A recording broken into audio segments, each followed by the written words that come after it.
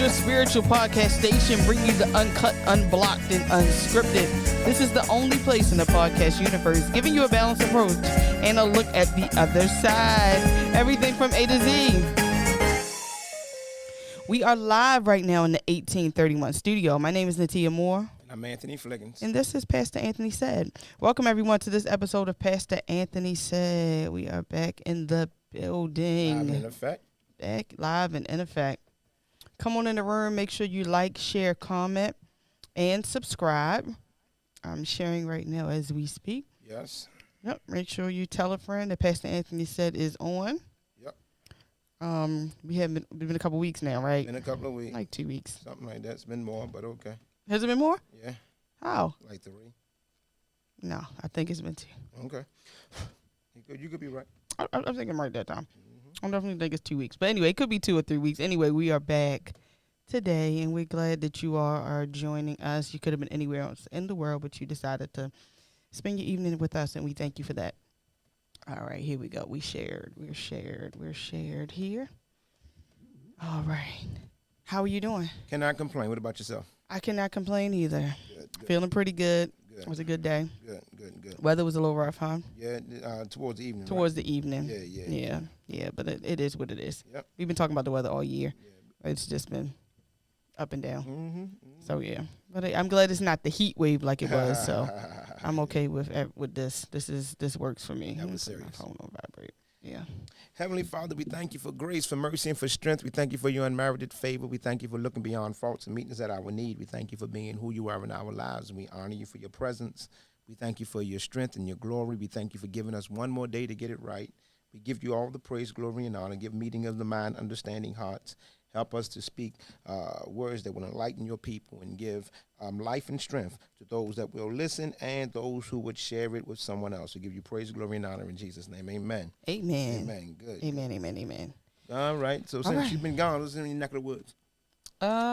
Well, yeah, I went away last week for my daughter's birthday. We celebrated her birthday. So Happy that was birthday, fun. Chloe. Happy birthday, Chloe. Belated happy birthday. Yeah, belated. So she turned 13, so she's official teenager. Yeah. So that's what I was into last week. Off Chloe all day, every day, whatever she wanted to do. But it's crazy because I have kind of I think I told you about this before, that I've detached myself from a lot of the current events. Right. So I tried to catch up today to see what is going on. And I did not know about the boiling water incident. What boiling water? The young black woman that was in her. Yeah. So probably I think 2018, 19, I just completely stopped watching the news. Okay. I know that I have to get back in it, but it's just a pattern. I just need to keep up with the current events. But at that time, it can be depressing, and it's repetitive. You know how they show it in phases, they'll show the first half and then they'll repeat it again an hour later, and it's just over and over and over again. Right. So I want to get more into my current events, but I was very surprised to see that. Yeah. I don't know if I can say I was surprised to see that, because unfortunately we normally see it with men, which is horrible. So seeing it with a woman is kind of shocking. Right. Kind of feels like somebody may be trying to prove a point. What's the point? Who's the somebody? Okay, I always say to somebody, and then you always ask me that, and I always be like them. Oh yeah, you got that. You believe in them and the them and us theory. Yeah. So I don't know. I think it's interesting, or I guess is it really the irony in, that they declared that Kamala Harris was going to be, a black woman was going to be running for office. Right. And then we see a demonstration of a black woman being killed by white men. Right. So I don't know. To me, I kind of looked at it as a sign, a warning almost, to a certain extent.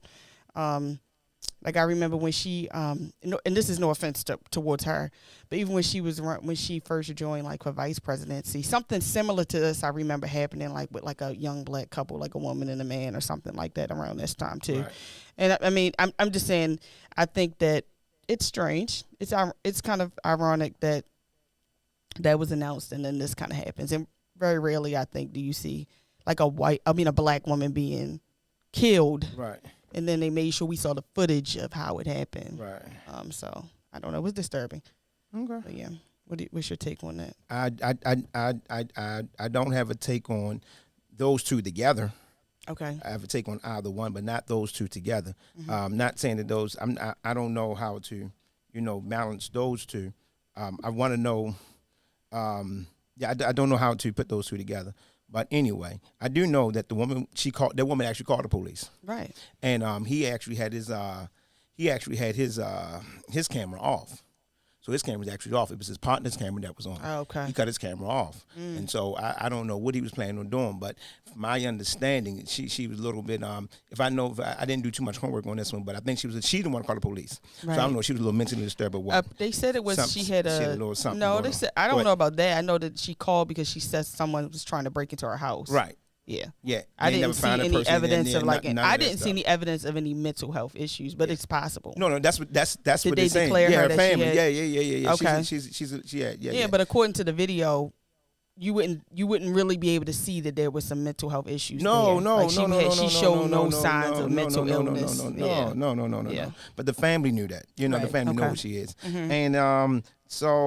And then when she grabbed the hot water, she went and grabbed the hot water. Because he asked her to. Yeah. So she grabbed the hot water, and I'm thinking that he was thinking that she was going to throw it on him. That's what I was thinking. I'm thinking that he was thinking that she was going to throw it on him.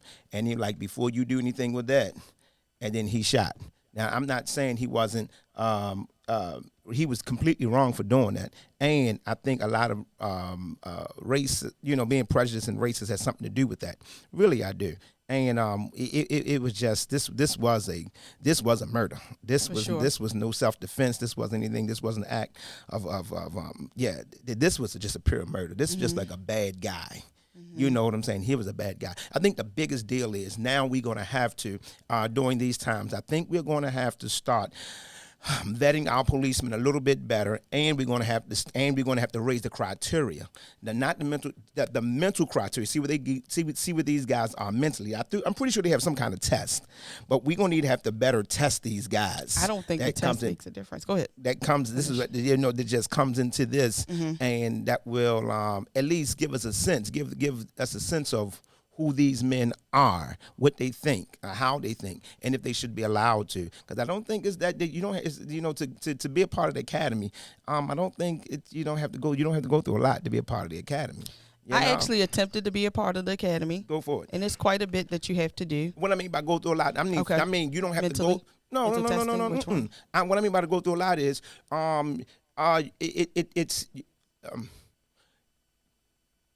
it takes longer. And it takes more time to be a beautician than it does the police.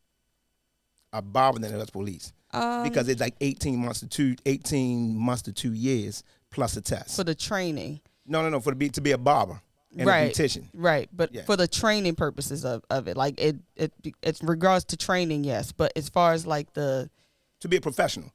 Yes. To get your license. Yeah, I understand. Yeah. But the extensiveness of the background checks and the mental health categories, all of those kind of things are more extensive than that. So even though it does take more time as far as the training for a beautician, so I'm talking about the time. I'm not talking about I'm not even talking about because each criteria is different because you have they different skills and they have different careers. So I know they're different, but I'm just talking about the pure time. Yeah, it just takes longer to do one than the other. And I think just being a policeman, it should. It's not that much to the job description, honestly. But stuff like this. This would not. Go for it. Let me hear it. At this point, to me, in 2024, people know how to beat the test. People know how to. But if it's that easy, people know. So how make it harder. You can't. A test wouldn't do it. Like they would have to find another way to understand, I guess, the heart of the person. Because what I'm saying is, a racist today can kind of manipulate a test or just like a questionnaire when you ask for a job and it asks you, what would you do if you saw somebody pick up a bag that somebody left of $1 million? But in real life, you would answer the question like, oh, I would turn it in. But on the other end, the person was like, no, I'm taking like the $1 million. Like, that's my blessing. So what I'm saying is it's easier at this point. I mean, I don't want to say it's easier, but people have understood what they need. They know what to say to get in. They know what to say to beat the requirements of not being a racist or not being safe with their guns or not being like, they know what to do. Right. So I'm saying, can there be a test that would get through the lies?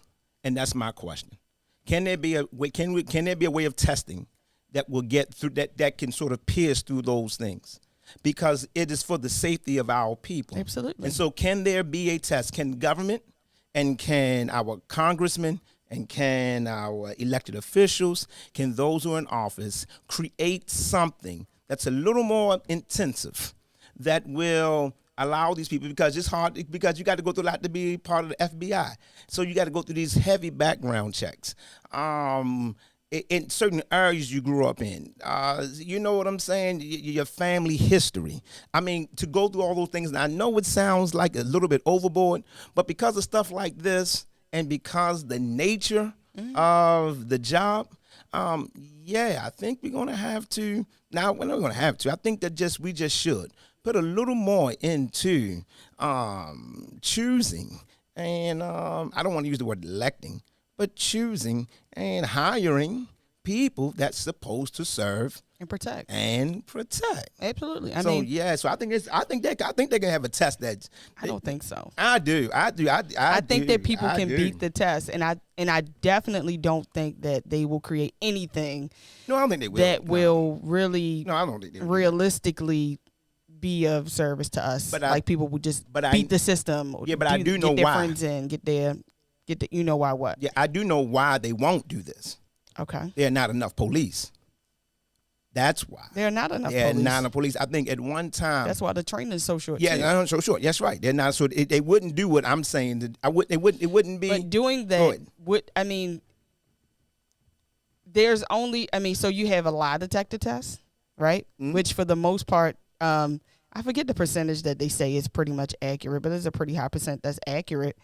And then you have generalized questions that you can ask someone, Right. But there's only so much that you can ask and grow, and I'm sure that these officers, as most of the officers that I interview afterwards, Right. people say that they were great citizens and they were this and they love black people and they had black friends, and they go through all of these different things about this life. But in that situation, whereas though for whatever reason they feel threatened, which in that situation I understand that she was holding boiling water that he asked her to go get off the stove, right? Yeah, cut the stove off. Cut the stove off. Yeah, You don't want to start a fire. She came over with the water.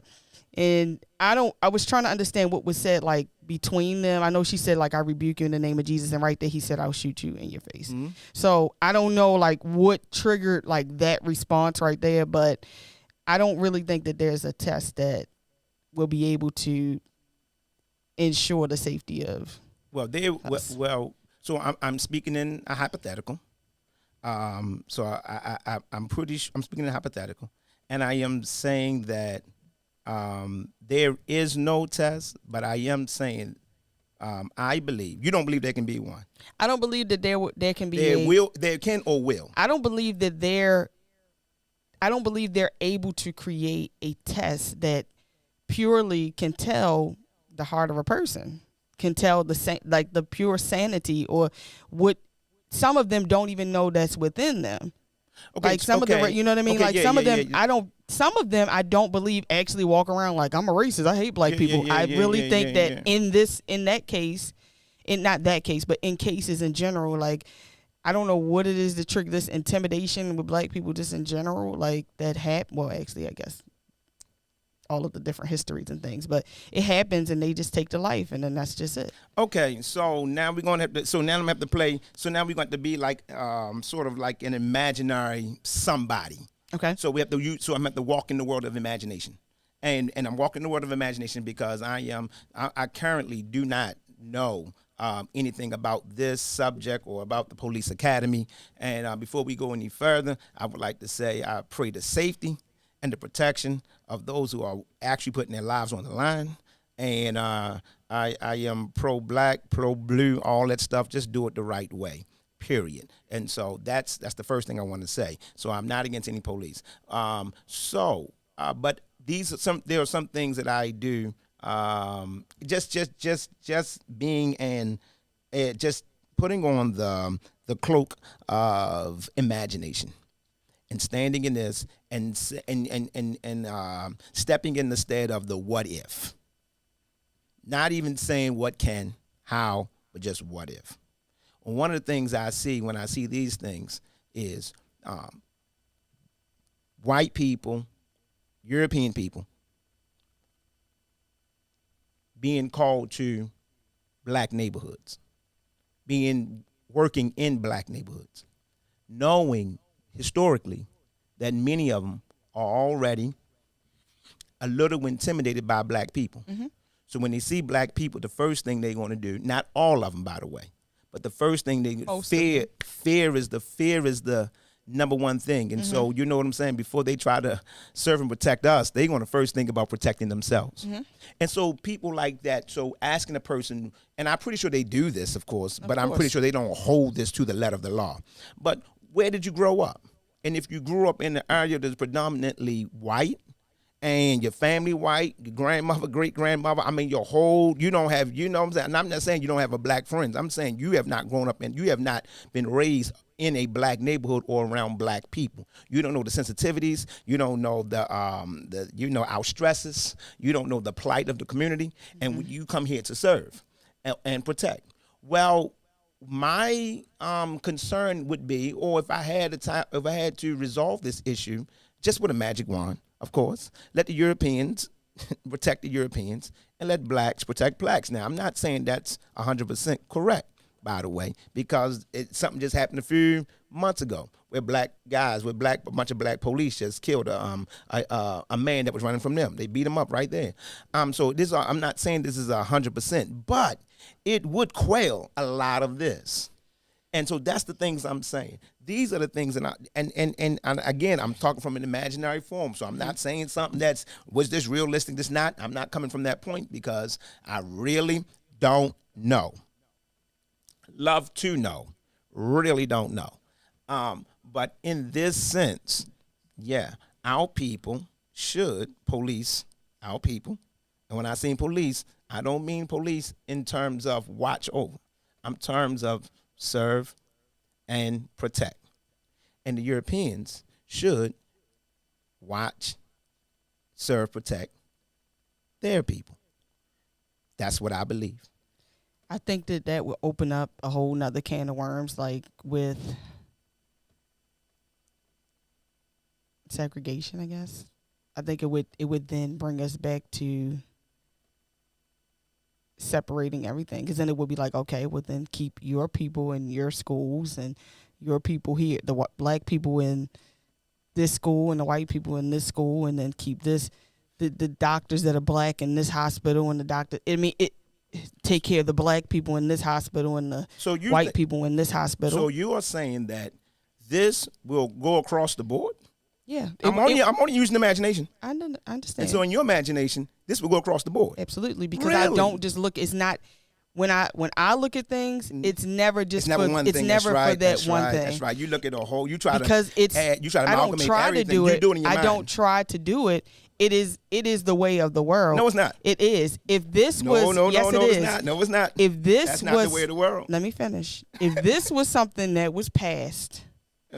It would then justify, okay, if this is done for our criminal justice department, this has to be done for the medical department. Why? Why wouldn't we? No. I'll tell you why this one. Because then, sure, at the end of the day, I'm not saying that it's a bad idea. Just tell me why. No, but I have to give my whole thing. I'm not saying that it's a bad idea, because this is not just done here. I have seen some of these acts in the medical field, in terms of how a black person is treated compared to how a white person is treated. And in every aspect, if we really look at all of the different scenarios, we can see the treatment, the unfair treatment in the people that have died in these cases too, compared to these things. What I'm saying is, if you open up the gate, the door, the law, the people to say, hey, black police just take care of black people in their neighborhoods and their crime, and white police take care of white people in their crime, eventually those standards would be acceptable for every aspect that we look at. You still didn't say why. That is the way. Unfortunately, that's actually the way of the land. It's not. It is a lot of this land, this country. Give us one example. So okay, let me think of an example. Because you were just saying something. I'm not, because that's not the way of the land. It is. A lot of the things that happen for a certain scenario is then applied to multiple different things. How, Tia? You just can't just say stuff. I'm not saying stuff. First of all, this is the first time we're having this conversation, so I need to think about a situation to give you an example. But you said it. I did say it, but you're asking me now for a specific example of it. I have to think about a specific example to give you. Okay. However, you can ask the people, whoever is listening. The reality is there are things that happen and people apply it to multiple other things. Like, okay, if it works for that, if it works for the goose, it works for the gander. If we're going to say, gander's mother and daughter, they're the same thing. That's fine. If we're going to use this term for, we only take care of white people here, the white people take care of the white people, and the black people take care of the black, that would be applied everywhere. So I'll find you an example. Please, you got to find it, because you're making blanket statements just based upon it'll just happen.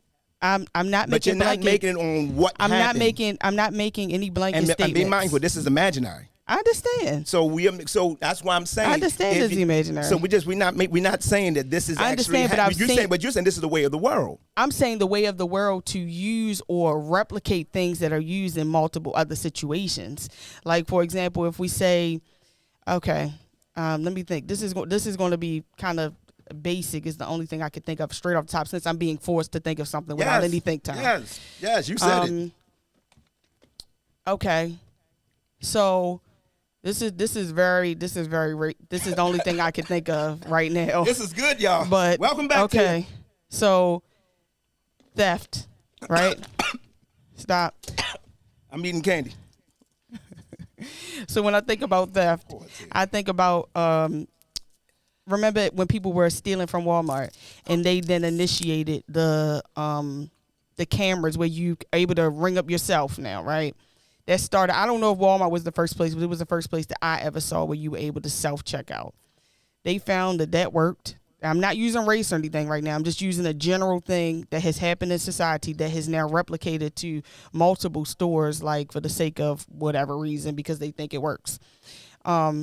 So you have theft, you have Walmart uses it, it works. Now all of a sudden now you have Target and you have all of these other stores and brands that use it now. They're able to save on all of these different costs and all these different things like that. But that's an example of something that went from just one person doing something and then it replicated over and over and over and over and over. It's not the best example. But it's the only one I can use. It's the only one I can use at the moment because I need some think time to give you a really good one. But that's one that just gets you kind of. No, we coming back to this because we are because it's going to. But anyway, I brought this up because to me the fact that this was shown for the world to see, a murder of a white man murdering a black woman, and then we have a black woman president that just was elected. I mean, that just was put up. Decided that she's going to run for office. I don't know. To me, it's like a threat. Mm-hmm. To me, it's like a wake up call. Like, hey, this is what we're not afraid of y'all. We're not afraid of you. And to me, it was more like a sign. So that's how I saw those things coming together, but I will get an example for that because it is the way of the world. All right. So So you say it's the way of the world. Okay. So let's just leave this realm of We coming back to this. But we have to leave the realm of loose talk, and let's get into something. It's not. This isn't loose talk. This have to be loose talk because we are putting together. We are imagine. You're talking about because it's imaginatory. Because we are putting two things together that may or may not correlate. You know what I'm saying? That may or may not correlate. That may or may not. So we are piecing this together, and we are becoming the web. We are using our conspiracy, our thoughts, ideas to marry one with the other. So we really can't substantiate one with the other outside of the way we feel about a certain situation because it happened at a certain time. And I am okay with that, but we can't live there because it's really not going to make have any answers. It's not gonna produce anything. Right. This talk is not necessarily to continuously talk about it. Okay, so but just to draw awareness to like what is going on. So we did get a question. Okay. So first of all, so the first thing is, well, what's the question again? So if you're just tuning in, we were talking about the incident that happened with Miss Sandra. Was it Sandra Massey? Mm-hmm. And she was killed by white police officers. And the imaginary situation that was brought up is the recommendation by Pastor Anthony was that black officers should take care of black people in our neighborhoods, and white people should take care of white people in their neighborhoods. And he believes that would eliminate a lot of definitely eliminate a lot of the violence or whatever that's happening against police crime against another, because most crime is usually interracial, not interracial as far as intraracial. Most crimes is black on black, right, white on white. So very few crimes are actually white and black, black on white. So most of the crimes, 90% of crimes, is black on black, white on white. Okay. And so that's where most of the crimes are. But I'm just giving this I'm just throwing this out there. We got like I said, in this imaginary form. Go for it. Okay. Right. So that was what he said. My rebuttal to that is that yes, I think that to a certain extent, I mean, you may see some changes with that, but once you use it, once you apply that to, once you separate us, like the blacks take care of the blacks and the whites take care of the whites, that way of thinking or that would pretty much be applied to other scenarios. It would be no reason to stop it if somebody recommended it with the medical field. Like, okay, the white people take care of the white people, black people take care of them. In the restaurant, the black people, y'all sit over here. It just takes us back. All right, so the question is, the comment is from Karen. I would say stores that are in the black neighborhoods, and they usually have at least one black person in the store. I see that in different areas with non-black people. Let me see. Did you get that? I would say stores that are in the black neighborhoods, and they usually have at least one black person in the stores. I see that. Tell us again, because now that you hear the question, tell me what you were saying in that. She was saying I agree with Pastor Fliggins. That's what she basically was saying, but just couldn't say it. Let's see. Is that what you took? I didn't take that. They usually have at least one black person in the store. One black I see person that in different areas, non-black people. Okay. I don't know if she was saying that, but we'll see. And she may say I disagree with Pastor Fliggins. She may agree. I mean, you guys are Aries. I'm not sure, but may agree. I disagree. I'm not really sure, but yeah, I just think that most of those things apply. It just it opens the floor for the why not? Why? Well, if we do it for this, what would limit us from doing it, or what would stop us from doing it for this? If it works for this, she's calling. Okay, I'm going to connect you. One moment. Okay, so we have a caller. Let me just try to connect really quick.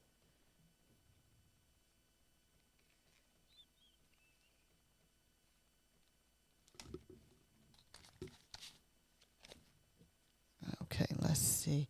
Can you hear me? Yes, I can hear you. Okay, all right. Hold on 1 second. Let me turn that down here. All right. So if you're tuning in right now, we do have a caller on the line, and she is responding to the conversation right now. All right, we can hear you. Okay. Hello, everyone. Hello. Hi. So I guess it just would be best for me to explain instead of like typing it out. And so initially what I was saying and what I have observed, like when I go into black neighborhoods, mm-hmm. and you would have people of the other race, of another race, right? They would normally initially have like one black person or two black people in the store.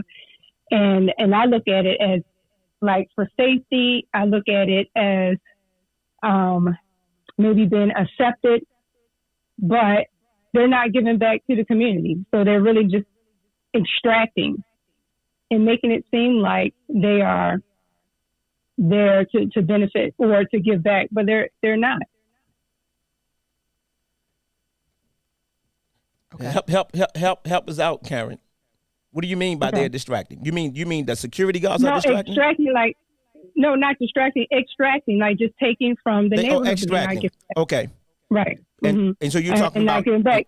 So you're talking about other races that are policing black neighborhoods or in stores or security guards.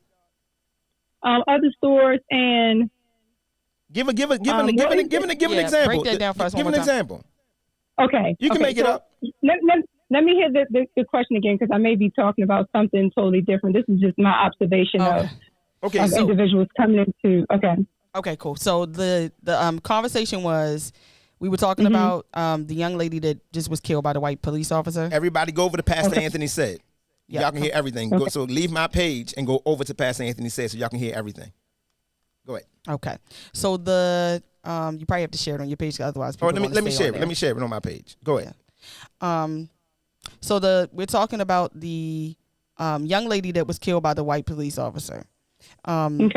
She basically, we were saying that this is happening a lot as far as African Americans being killed, and then the scenario or what the recommendation was, and this isn't an imaginary land, but the recommendation was for black people to take care of black people in their neighborhoods, and white people to only take care of white people in their neighborhoods. And In terms of police. in terms of policing, because he believed that would help with some of the crime if black people are taking care of black people and white people are taking care of white people.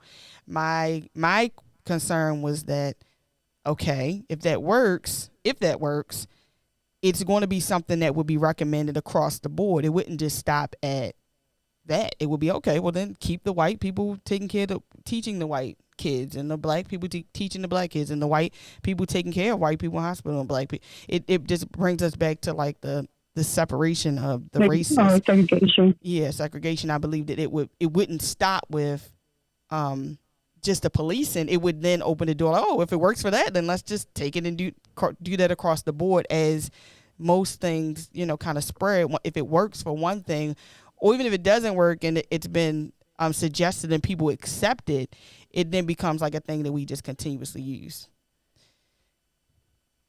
So that was the conversation.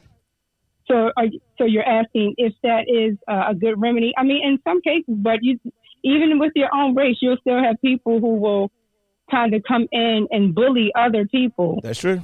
And people will take a good thing and distort it and make it something evil.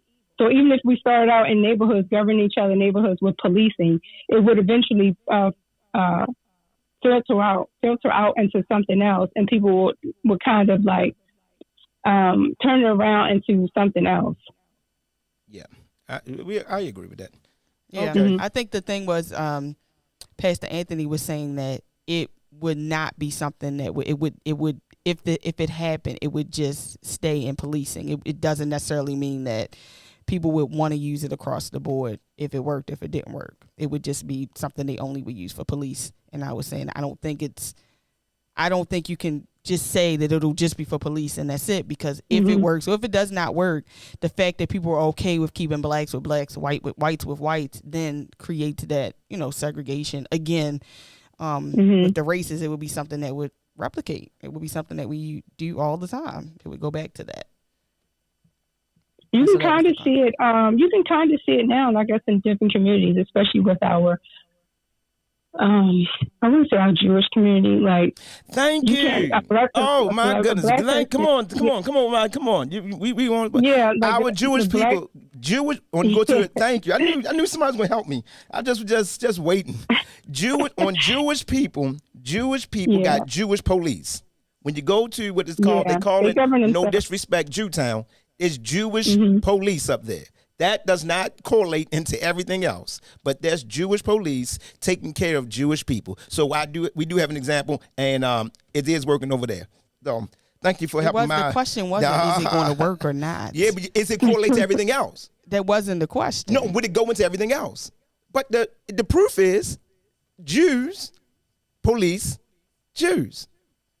No. I believe money. I believe That's what I money just said. is involved However, in there that are as Jews well. that are not in Jewtown that No, are I'm not talking able about. to Are be, you making something else? I'm not making anything up. We got to move on. There y'all. are. See, this is what gotta happens in our move on. conversation. We can't get nowhere to go because you changed I No, the I'm not narrative. changing money- narratives. Black One people second. watching Wait. black people. What I'm saying is, if you have Jewish people Watching Jewish people.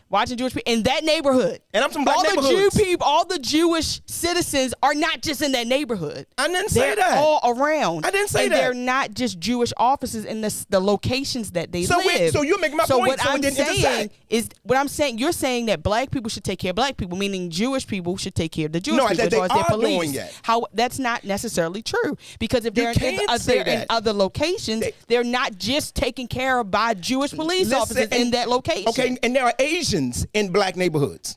Absolutely. So you're making You're not. I don't know if you're not really getting it. Yes, but I am. I don't think so. A white person going into a black community.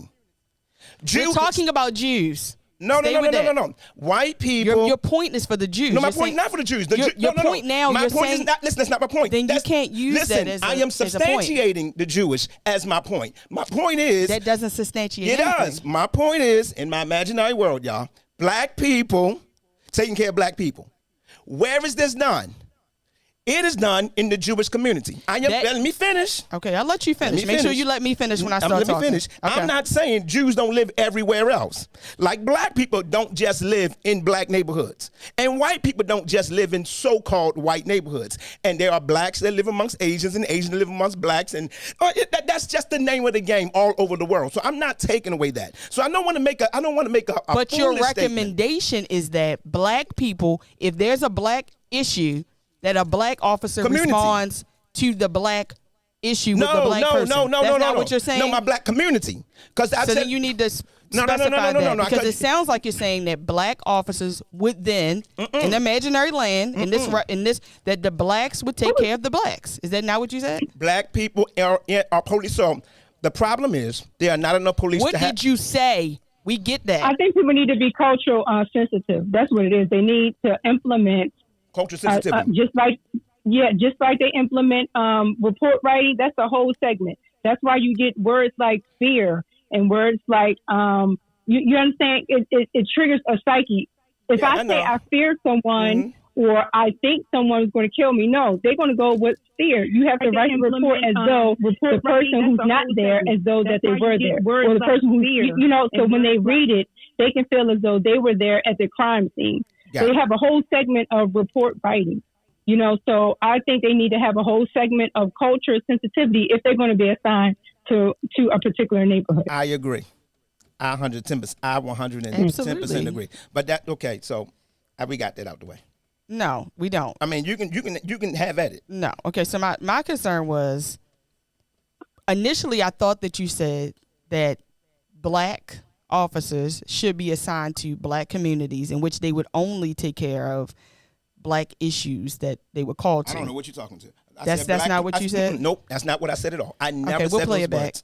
That's not what you said. But I am talking about, that's fine. That's fine. Again, in the imaginary world, black people should be sent to, black officers should be sent to black communities because they have a sensitivity. Did I not just say that? You're saying, no. But listen what I'm saying. I'm not just talking about officer being called to a black person. I'm only talking about the community. Okay. Then I'm glad you specified. Okay, that. let's specify because some initially, things. And just in the imagination world, okay. It's not a specific thing, T. No, I get it. That's it. But we're still having the conversation. But I don't want to have these conversations don't go anywhere, T. But go ahead. But it's not a real conversation. Thanks, Karen, for calling in. These conversations. Okay, I love you guys. All right, thanks, y'all. Because I guess these conversations. No. Okay. No, we can't have these. No, but did you get? I agree with what you said, but okay. Yeah, I get it, and I mean, it's good. It's good dialogue, honestly. We're not always going to agree, but it's good to understand and see where another person, how they think, right? And they may be way to the left, but now you see how they think, and it's just coming together and to come to, I guess, common ground. Absolutely. Like, what is it that we can come to, we can come together and agree on one thing? You may not agree. You agree to disagree. But I just want to stay on the subject. Are we not on subject? That's all I want. Are we not on the subject? Nah. How are we not on the subject? Because They are. I just want to stay on this. How are we not on the subject? Because when we start adding. How are we not on the subject? Because we'll start adding stuff that just wasn't implemented. How are we not on the subject? You know what we're doing now? We are now trying to, I'm going to catch you at something you didn't say. You catch me at something I didn't say. Well, that's you not didn't. What's That's all we're doing. Me. I'm not. That's all we're doing. We're just playing. You ain't say this. I'm not playing I said anything. That. I'm saying this. You ain't really say that. Let me go back and go there. So I don't want to do that. I'm kind of. We're not doing that no more. That's not good. We're not doing that no more. Okay, then you would have, because you're not at this point. That's not good. In this conversation, that was actually the dialogue. That was the scenario that happened. I understand. And maybe it wasn't clear from the beginning about whatever was happening, but the reality is it's there on the recording. Yeah, so, yeah. So that's what that is. Okay. So I can't do that no more. Okay. All right. Okay. All right. Thanks, Karen. Okay. All right. All right. Okay. So the question is, so the man got first degree murder. He's in charge for first degree murder. Being charged with first degree murder for doing this. So what did you feel about the whole thing? Do you really want to know what I feel? Because you say we're not going to talk about it. So we're not going to talk about the imagination part. We're going to talk about the actual subject. Okay. And that's what I'm saying. Remember you brought up the imagination part. Yes, I'm saying I can't do it no more. Okay. So I'm stopping that part and let them deal with some real issues. All right. So on this one, with the person being charged, something like that, do you think that person should get the full penalty of the law, aka the death penalty? So I've never really been an advocate, honestly, of the death penalty. I've never agreed with the death penalty, just in general. So no, I don't really think anyone should get the death penalty. I don't think that we should hold that. I don't think we should have that right to necessarily take the life.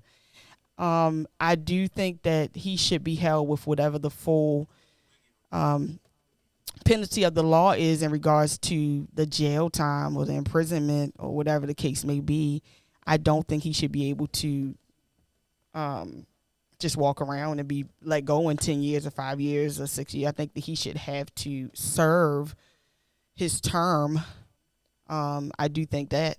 I do think he should be penalized like anyone else that took a life would be penalized. So yes, I do think he should. I just don't necessarily know if I agree with the death penalty.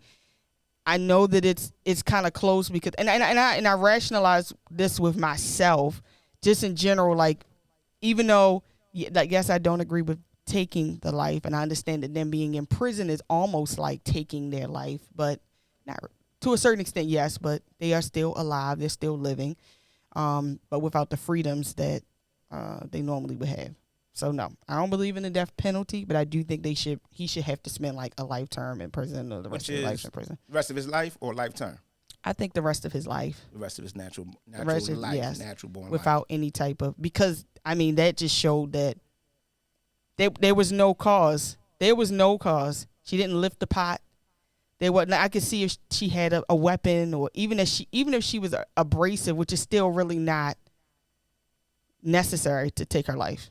So I think with that proof, no, he should be fully charged. I think if I'm not mistaken, can we do our homework? I don't know when the guy that was responsible for George Floyd murder. Mm-hmm. I'm thinking his time is sort of coming. Whatever time he served, he's about to be free.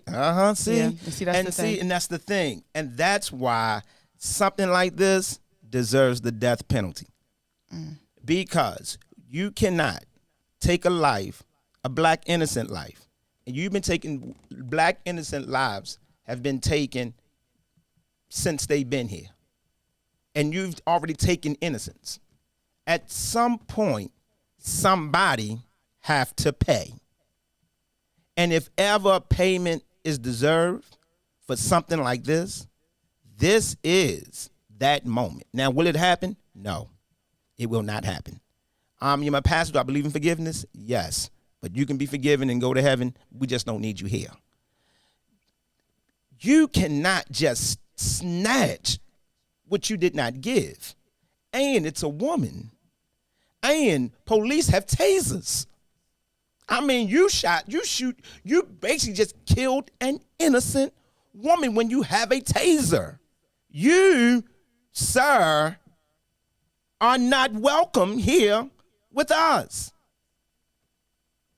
Yeah, also. And I look at it. Oh, go ahead. And I look at it like, how many times have this been done before they had cameras? Oh, yeah. So at some point, I'm not speaking with anger. I'm not speaking with rage. I'm not talking about black and white and black. I am, but I'm not. Most I'm talking about is I'm not talking about white and black and white. And even though it sounds like I am, I'm not, because not all whites or blacks are racist. Clearly, I'm not talking about them against us.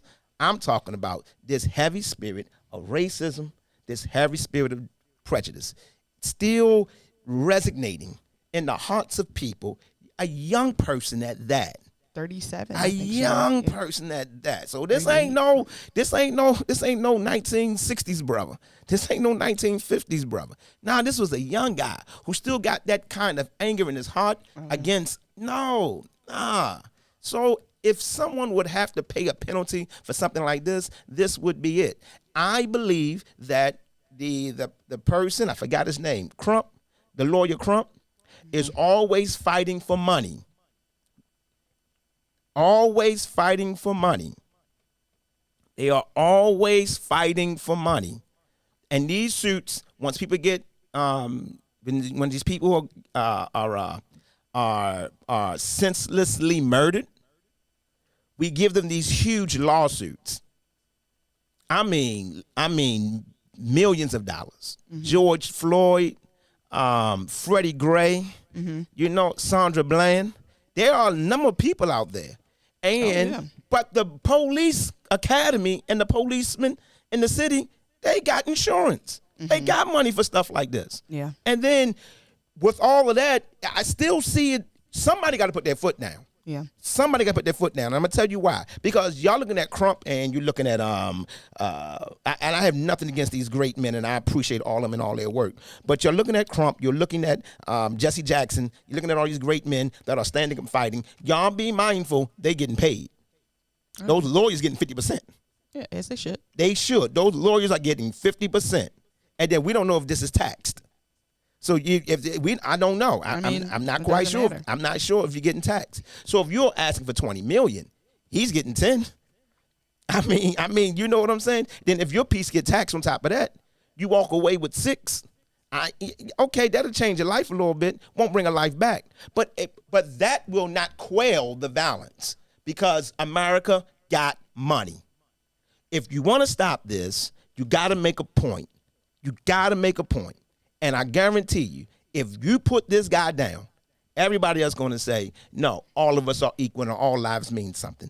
And it's a tough pill to swallow. I am a pastor. I am not for capital punishment myself. But in something like this, an example need to be made. Okay. That's how it is. Brittany said an eye for an eye. I agree with the death penalty. And if it was my daughter, I think that there should be, I don't see how we justify like giving the death penalty to this person that has taken a life, but not if death penalty is something that the consensus decided on. Like if it was just decided that in general, if a life is taken in whatever scenarios that they list them under, then the death penalty is initiated. In every scenario, if you take a life, period, that this is going to be consistently across the board. That's not the way it works. I understand that. Okay. I'm fully aware. Okay, that is not the way it works. I completely get it. Okay. What I'm saying is that, in my opinion, if that is something that the consensus went with, that would need to make it fair, just, whatever. It would need to be implemented for every life that is taken, then that penalty, because I just don't see how it's rationalized that this person takes this person's life, and if he doesn't get the death penalty, then he just goes off and he does 10 years or whatever, and then he gets out. And then if you had this one where it could be a black man, and he gets the death penalty, and might not have taken a life.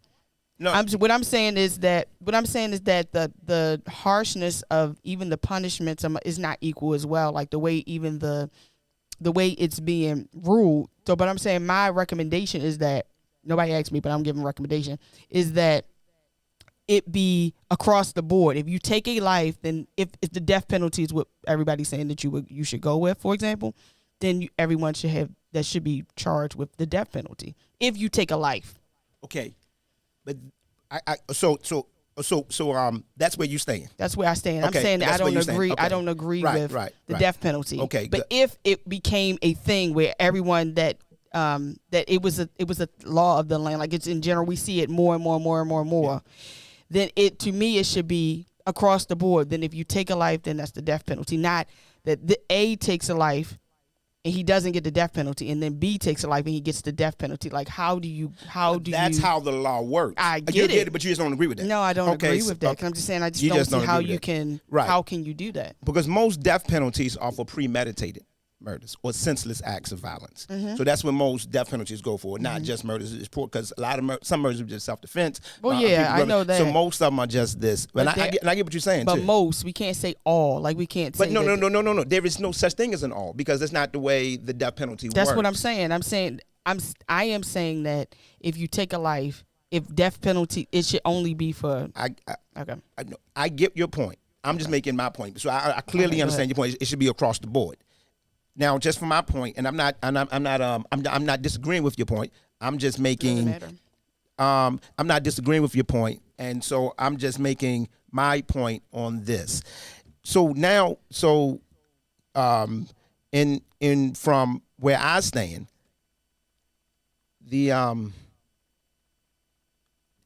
this person he's sworn to protect a life, and he took an innocent life. And in that sense, considering that we're at a place where this has been going on for centuries, where innocent lives are taken by those who swore to protect. So I swore to protect and help you, and then in turn, I kill you. And in that sense, it's senseless, it's thoughtless. Too much is given, much is required. So they're at a place where they are supposed to protect and serve. And in that sense, this person and it's a woman. It's a woman. And you're right. But just from my perspective, it's a woman. And when the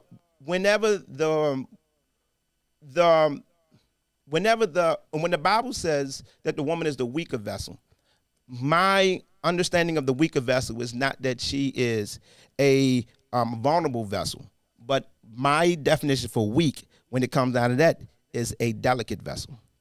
So the woman being the delicate vessel, and she seems to be what's the word I want to look? She's non-threatening. Oh yeah.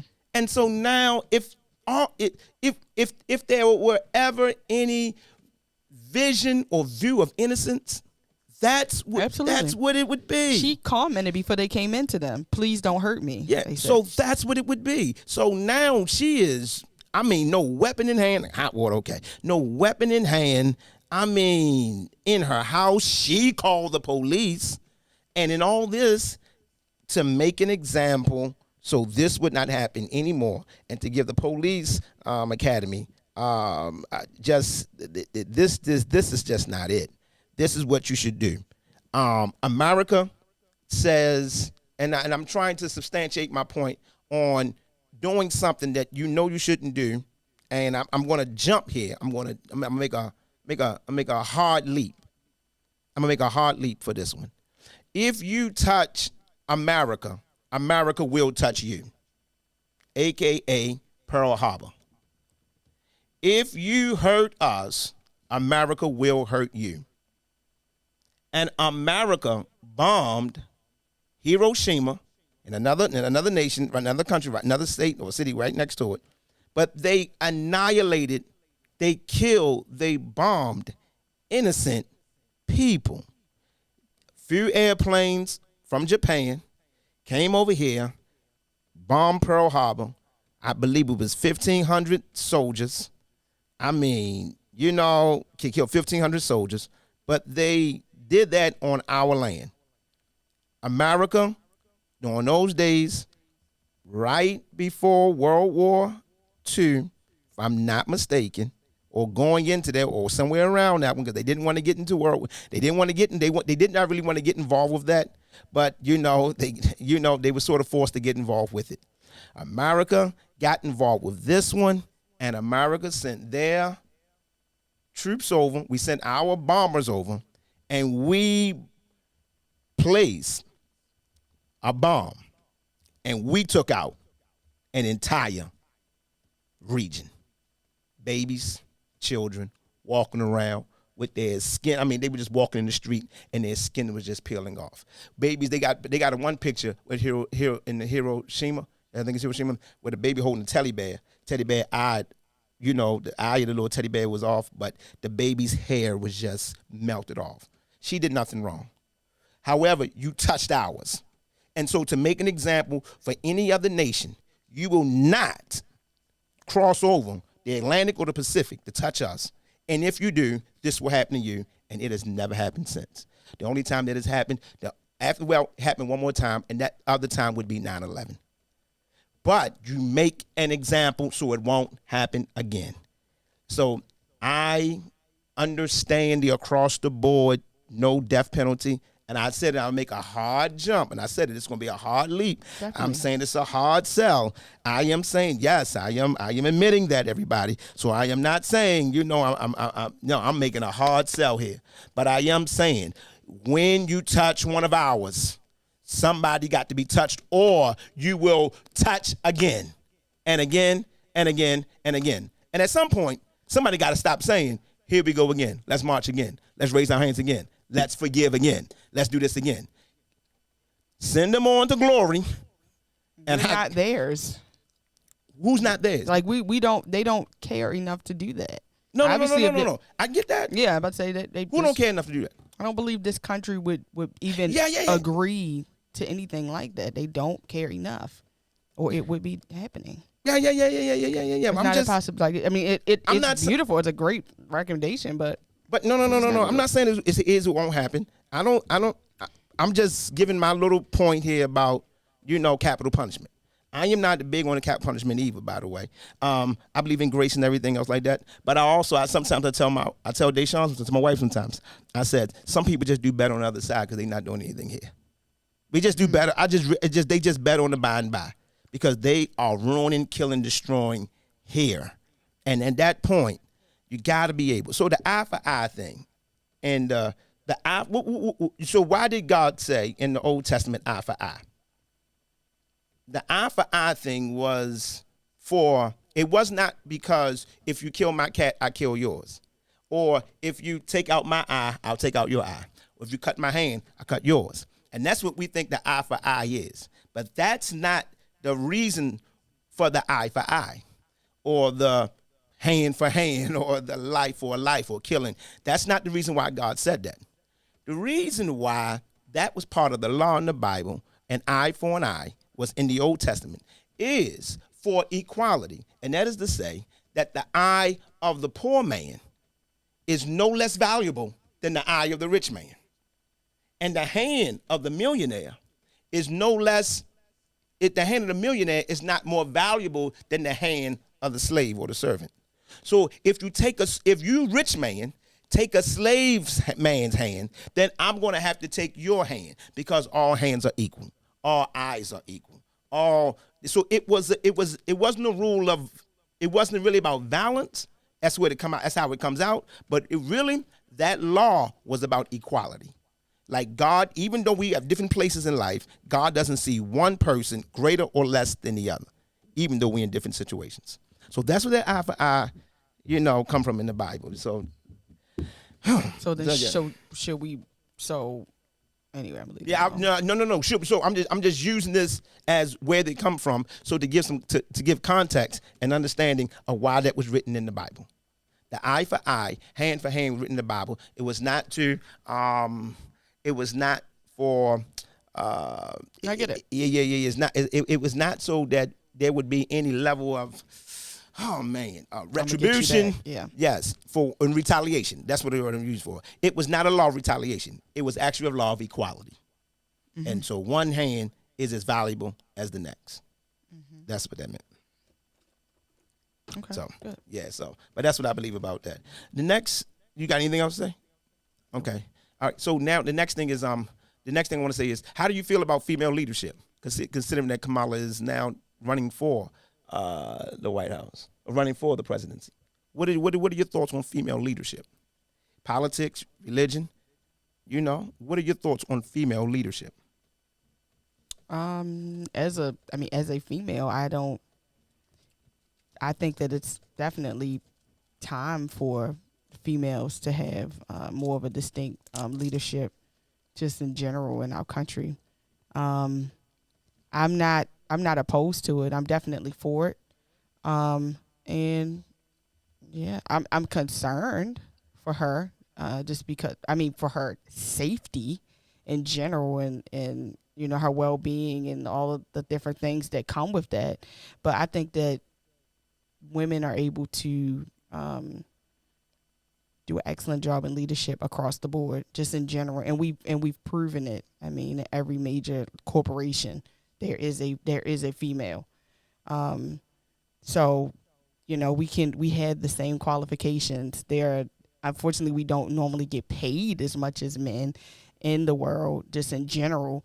But we definitely are just as qualified to run the country, to run the business, to run the corporation, to serve in the army, to serve as a police officer. And not comparing, like a man is a man and a woman is a woman. However, in terms of like leading, I definitely think a woman can govern the country for sure. You think she'll do a good job? I think that she would do fine. I think all of them would just do fine. I don't know if anyone would actually do a good job at this point where we are. I think that they will do what they are told to do.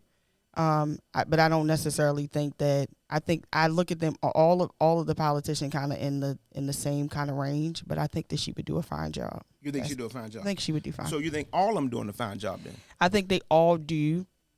I think we think that they're doing a bunch of different things, but I don't really necessarily think that there's much being done. So it doesn't matter if we have a leader. It doesn't matter which leader then. So does it really matter then? So if all of them the same way, does it really matter? I'm not going to answer that because that's my personal outlook on it. That's what I feel. I don't really see much that is actually accomplished between in the different presidencies. I think that it does matter. I guess character-wise and what they're bringing to the table, but just in general, the outcome of the different various leaderships, I don't see much of a difference. So I would say that they all, have done, whatever they needed to do. But I'm not really big. I'm not really big on politics. That. It's not that I'm not big on politics. Just in general, I just think that it's corrupt. So you think the whole system corrupt? I think the system is corrupt. Okay. So do you vote? Am I going to vote? I'm going to vote. Are you a part of the corrupt system? Yeah, we all are. Okay. Because we I guess patronize it to a certain extent, or that we have no choice kind of but to go along with what we believe we're getting the choice for. But yeah, I think don't buy into you think the whole and so if you think it's corrupt, you put some thought into this? Yeah. So what's corrupt? Or what do you think is corrupt? To say it's corrupt. I believe that the system itself is just already kind of aligned. I think that things are already kind of mapped out for us. Almost like I say this a lot, or I say this sometime, at least to myself. It was a movie called The Truman Show. And basically the world, his world was created into this fantasy place, and everything was pretty much scripted. I'm not saying that our lives are completely scripted, but I'm saying that a lot of the things that we think that we have a say in is kind of already decided for us.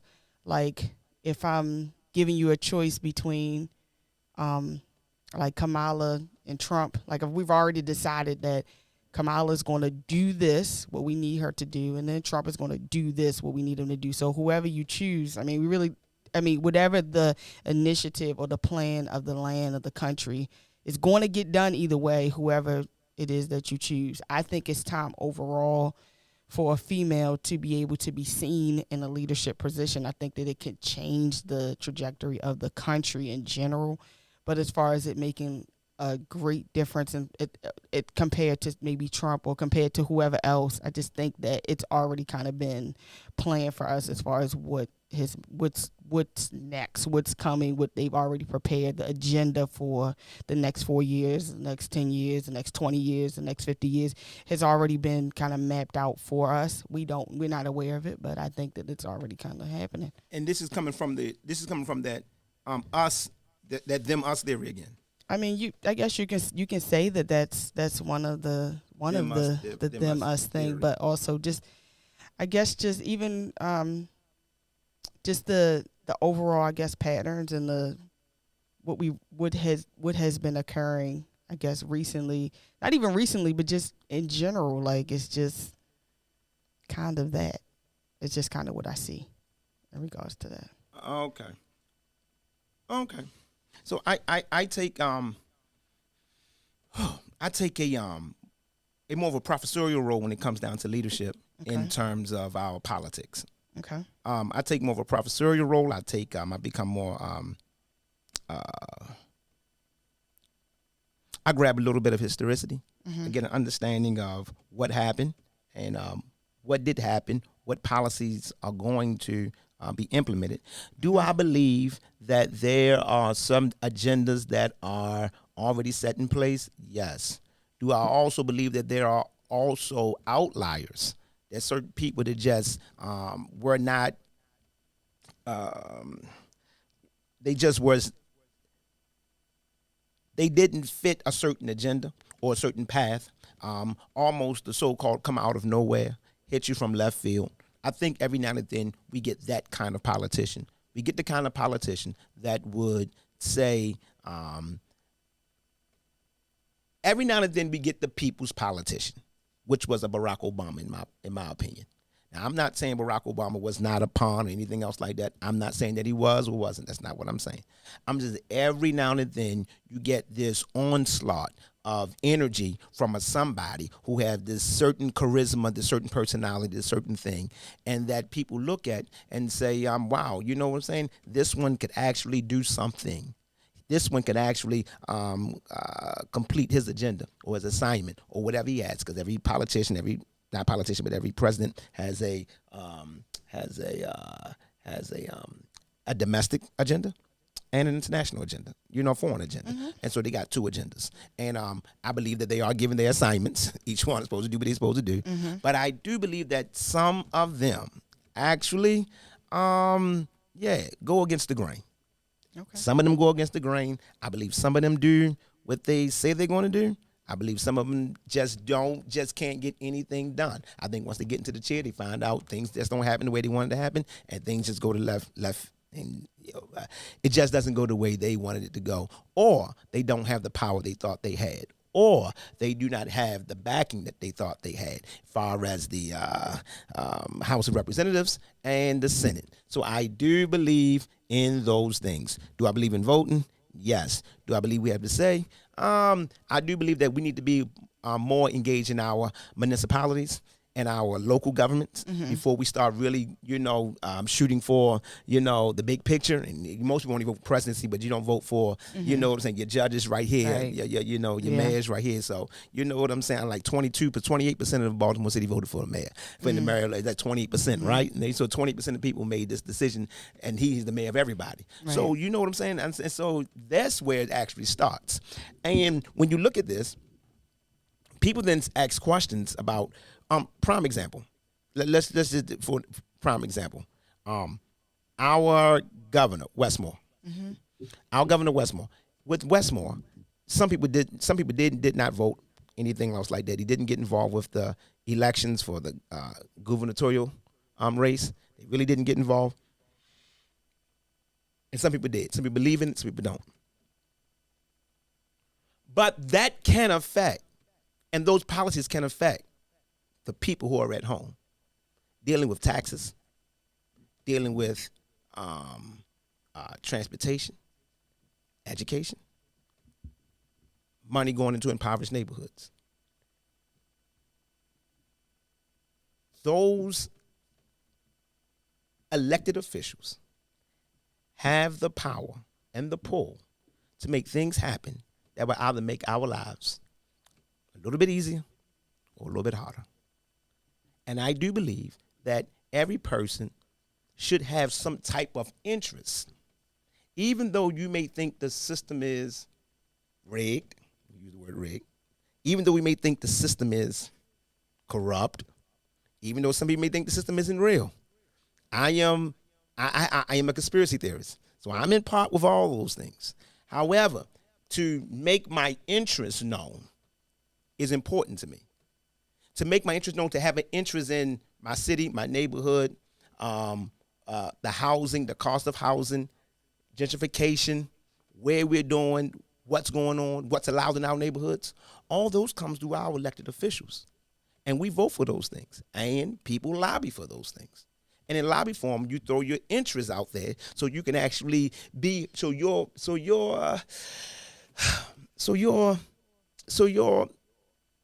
interests will be heard. Right. So unless we're doing this and making our voices known, and we're going through these things that will enable us to sort of see what's happening that would affect our communities, then at that moment, we can say what we want and what we don't want. Now, we ain't going to get everything we want, but can we get something? And that's my reason for voting, and that's my reason for getting in and being a part of politics. Because I may not be able to get everything I want, but there should be some interest amongst people, especially people that lead people. You got to have a certain interest. You got to have a certain interest, because there are some people who won't even care about your community, who won't even send anyone to your community. And then there are some leaders who will, and some politicians who will actually throw billions of dollars in your community. So your interests have to be heard. So in that sense of just being heard, just so I understand what the people that lobby for me and for what I want out of life and what I want for my children, just so they'll be heard, that for me, that is a reason to get involved with the system. So in that sense, yeah, I vote, I get involved. Great. Yeah, I do as well. I'm not saying that, yeah. despite those things, I'm not saying that it's not important to be involved and to be, to have an interest in it and even to teach our children about it. I'm not saying that I'm against that. I'm just saying that overall, when I look at, like, to me, the bigger picture, That's corrupt. It's some things that are different. Yeah. Okay. Cool. Then what is professorial, I'll use that word, about Kamala? It's not strange, but I'm gonna have to bring this out. She's a woman, and she does most of her work in California. There was another black woman. I also want to know what you think about her, women in leadership, as well, when you finish. So there was a black novel or a black story about a woman who was named California. Her name is Califia. Or where you get, in the word Khalifa or California means calling. And that's where you get the word Wiz Khalifa. Wiz Khalifa means, the rapper Wiz Khalifa means wizard calling or wise calling. And so when you look at the woman Khalifa coming from California, and you got Khalifa, and I know I'm marrying these two, but I'm being a little, I'm acting upon the things that I see, and I'm acting upon the historical analysis, or having an historical analysis, even if it's in what they would call folktale or legend. Okay. So, because some legends do come to life. Her name is Kamala, and the woman from California who was a black queen, name is Khalifa. Khalifa went over to Turkey to fight some Christians, took her whole Amazonian army over there, came back, and this is just a tale, Came back, she lost to the Christians. She married one of them, had 3 kids, brought her army back over here to California. The person who actually found California, one of the conquistadors who actually found California, he read the story of Khalifa, found his land, and then named the land California, okay, aka Khalifa. And so she is from California. So be that she is from California, and being that her name is Kamala, and being that she is a black woman, this may be a sign of the times. And this may be a sign of the times that this may be a time when black women in particular may be taking a stronger leadership role. We may be seeing the rise of another black queen. We may be seeing the rise of the Queen Khalifa again in the spirit of, or in the body of, Kamala. It may be a rise of leadership. And I know that is legend, but legends do come to life. Things do happen. Things we just can't explain. But she is a black woman from California. Khalifa was a black queen, California. And this is happening now.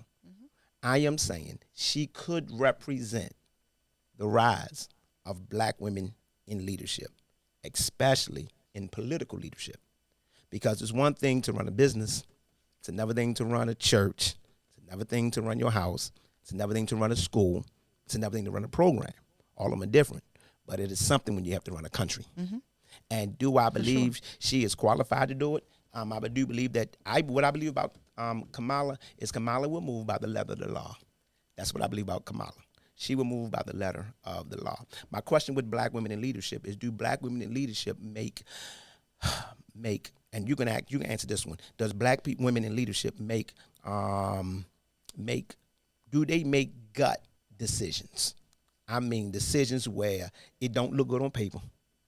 It doesn't look good in front of you. It may not be the right day, time, but something in my gut say it's time to do this. Do you believe that black women make those decisions? Do you believe that Kamala would make decisions like that?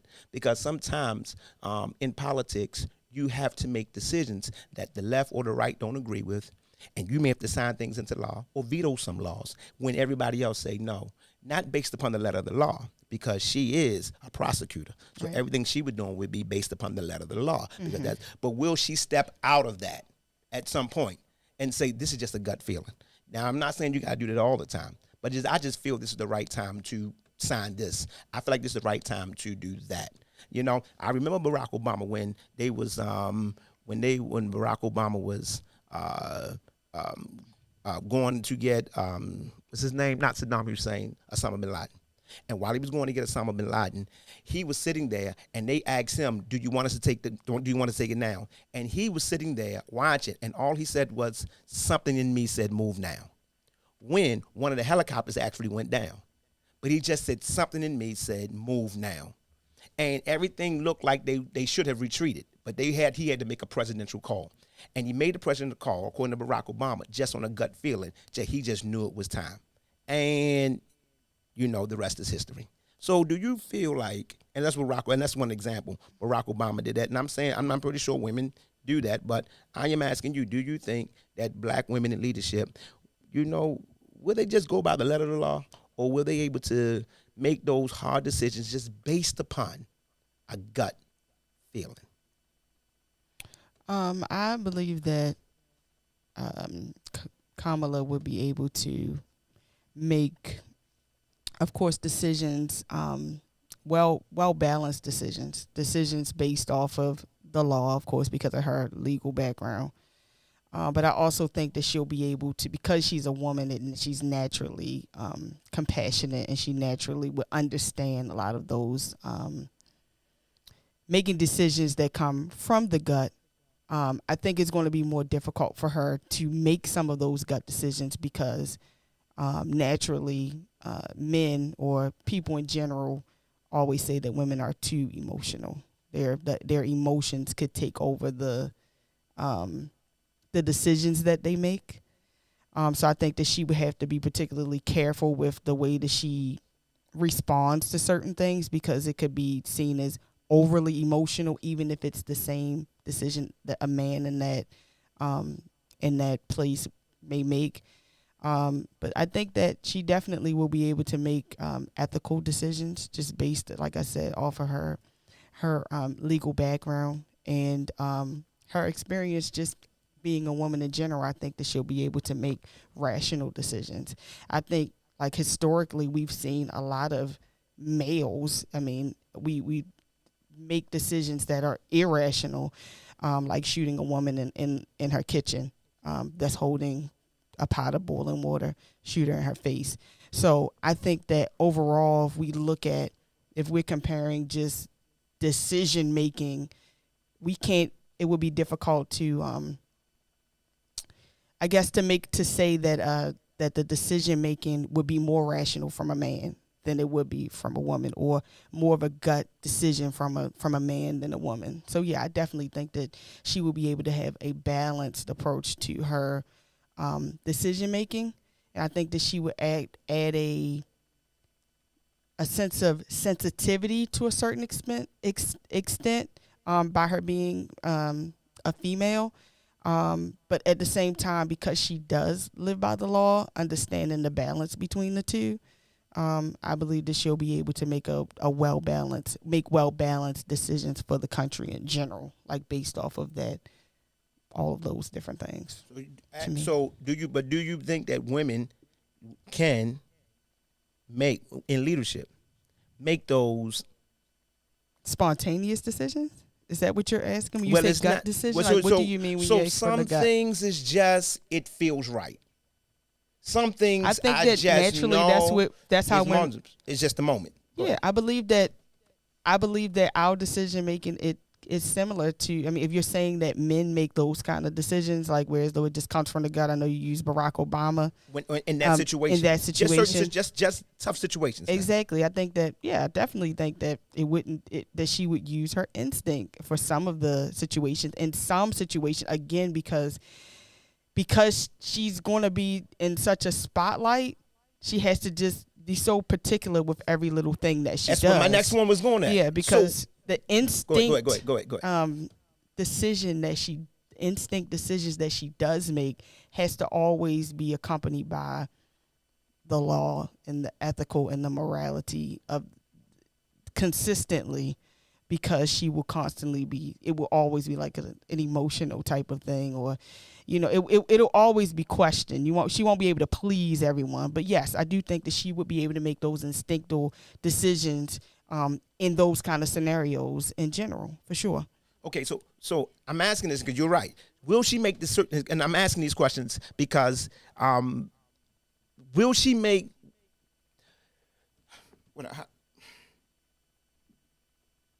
Will she run on the premise of winning? And once she win, will she govern to win again? Explain what you mean. Will she govern to win again? Will she govern for the sake of getting a second term? You mean like, will her service be received enough for that, or you mean that? What do you mean? When you govern, you make certain decisions. Mm-hmm. Certain decisions that you make when you're governing and when you're leading. Was secured the following year. Is that what you mean? Term. Is that what you mean? Yes, and some things is going to shake things up. And you just may not get a second term, but if you don't do this in this term, it may not happen again. Mm-hmm. And that's what I mean. What I'm talking about now is Roe v. Wade. What I'm talking about now is the choosing of the Supreme Justices. Mm-hmm. And so there are certain laws and there are certain things on the books that if she don't do them now, it may not be done for 40 and 50 years. However, if she does, it may compromise her next term. And I'm looking at these things. So will she make those decisions? Or will she like, you know what, I'm going to put that away, or I'm going to wait till I get to the next term? When we know that when a president gets to their second term, after 2 years, they become a lame duck. Mm-hmm. And so, yes, Barack Obama was able to get past the Affordable Care Act. Mm-hmm. And then he was able to, on the foreign side, he was able to do Saddam Osama bin Laden. Okay, yeah. Okay. So he got those two things done. Mm-hmm. So he got something on his list. When you moving forward, will Kamala being Be that she may be the first black woman president. Will she be the president to secure a second term? AKA, I'm not going to shake the boat. I'm not going to do anything that will bring any heat to my administration. I'm going to make sure I do everything by the books in order to get a second term. But by the time she get a second term, they want to make her a lame duck in 2 years. Generally, that's how it happens. President. So a two-term president is only a 6-year president, and that's why they try to get. That's why they try to get everything done on their first time, and then they got to fight so hard the second time. Yeah. So will she be the woman because she is a black woman? Because this is her first.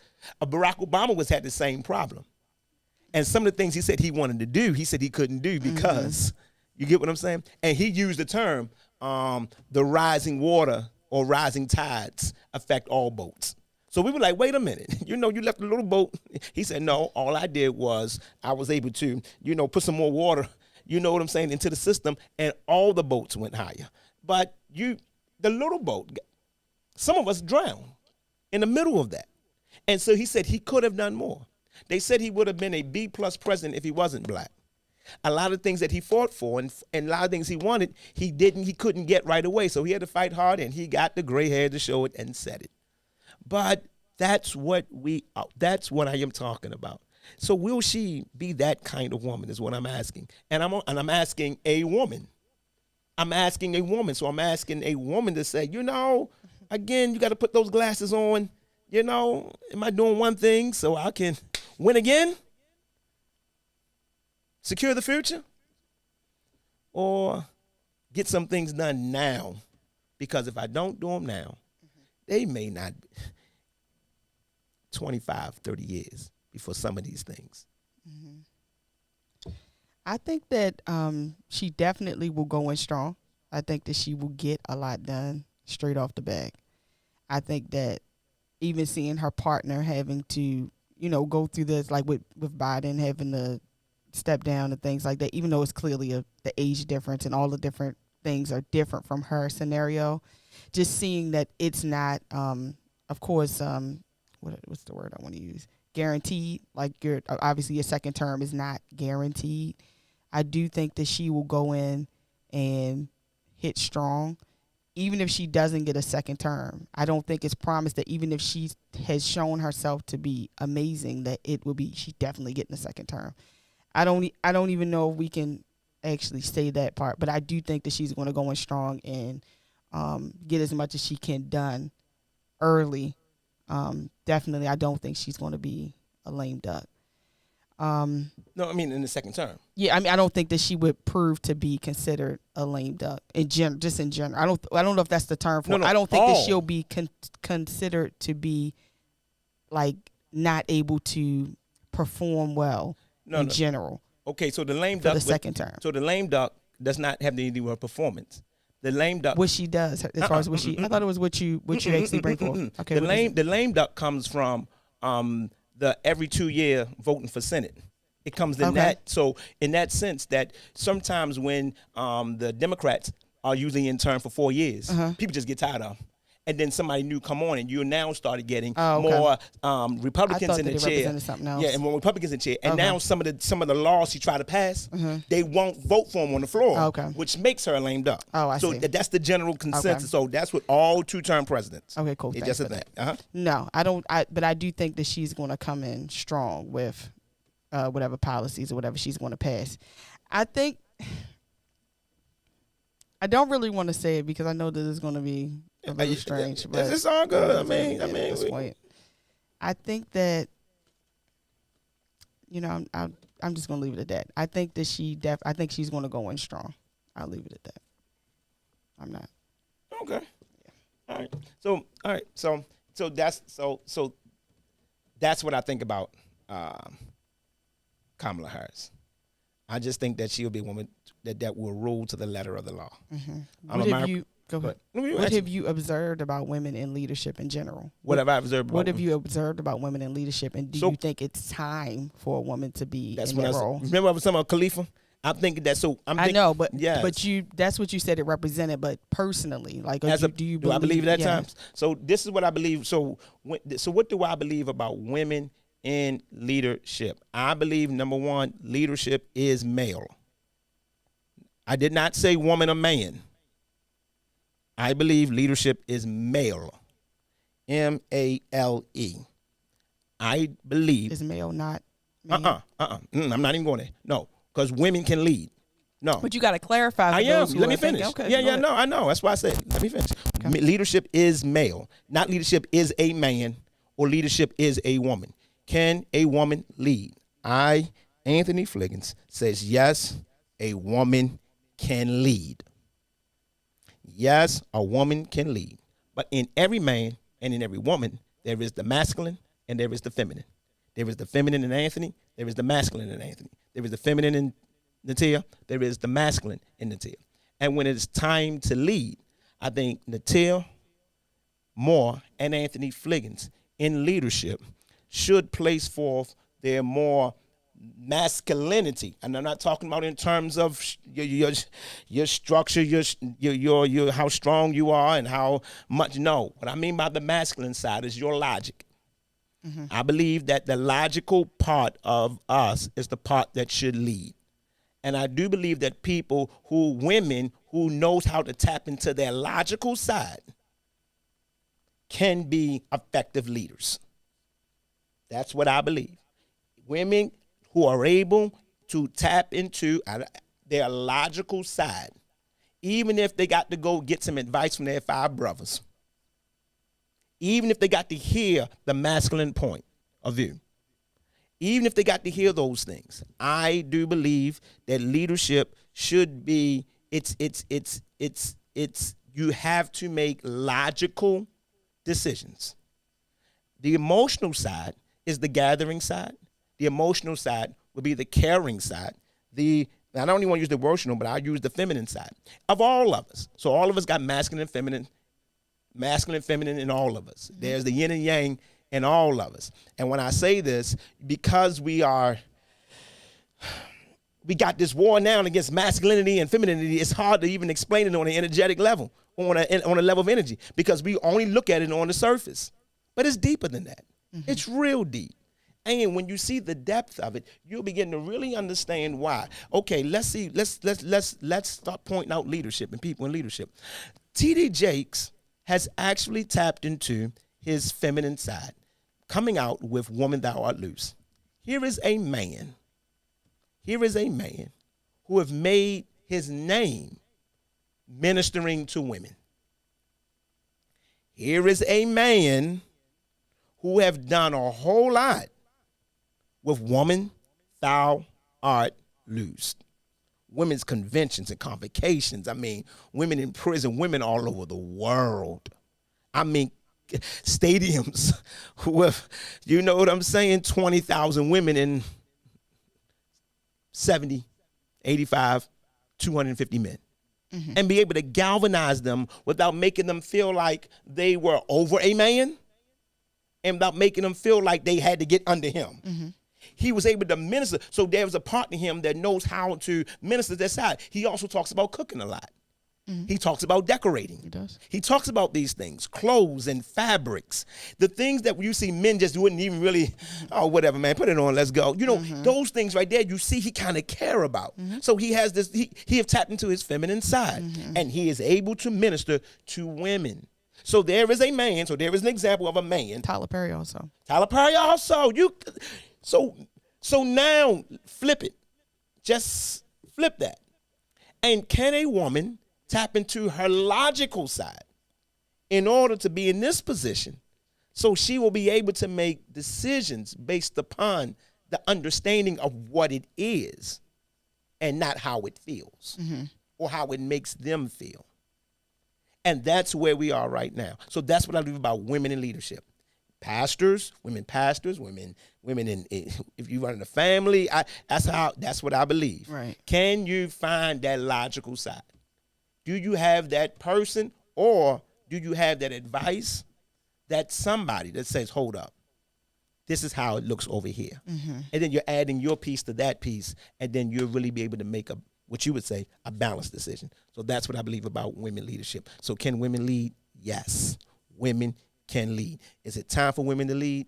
Yes, it is time for women to lead. I do believe that women should not have an upper hand. I believe that women to a man should have an even hand.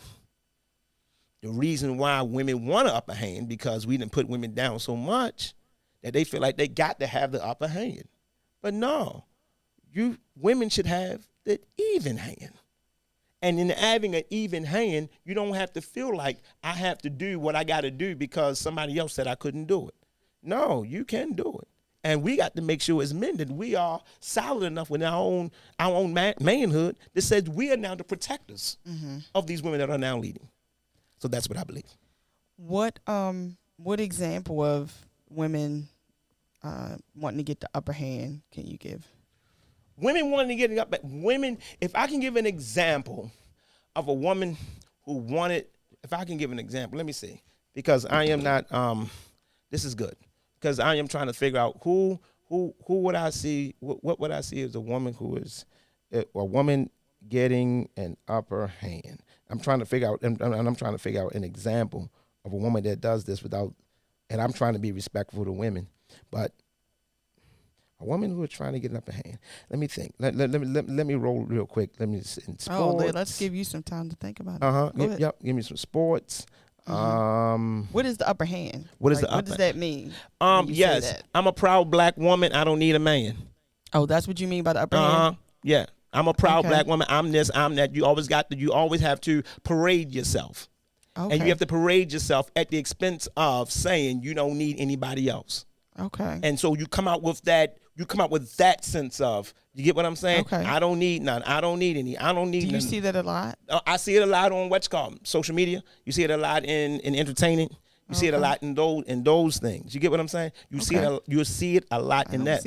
I don't see it often. Right. So, but But I'm not saying it's not there. It's not there. Yeah. And that's why I probably can't really find a person to do that. My mother was the breadwinner in our house. No one knew it, but my father was always the man. But my mother was the breadwinner. My mother she never took a lesser role, even though she gave him all his respect. So I grew up seeing this.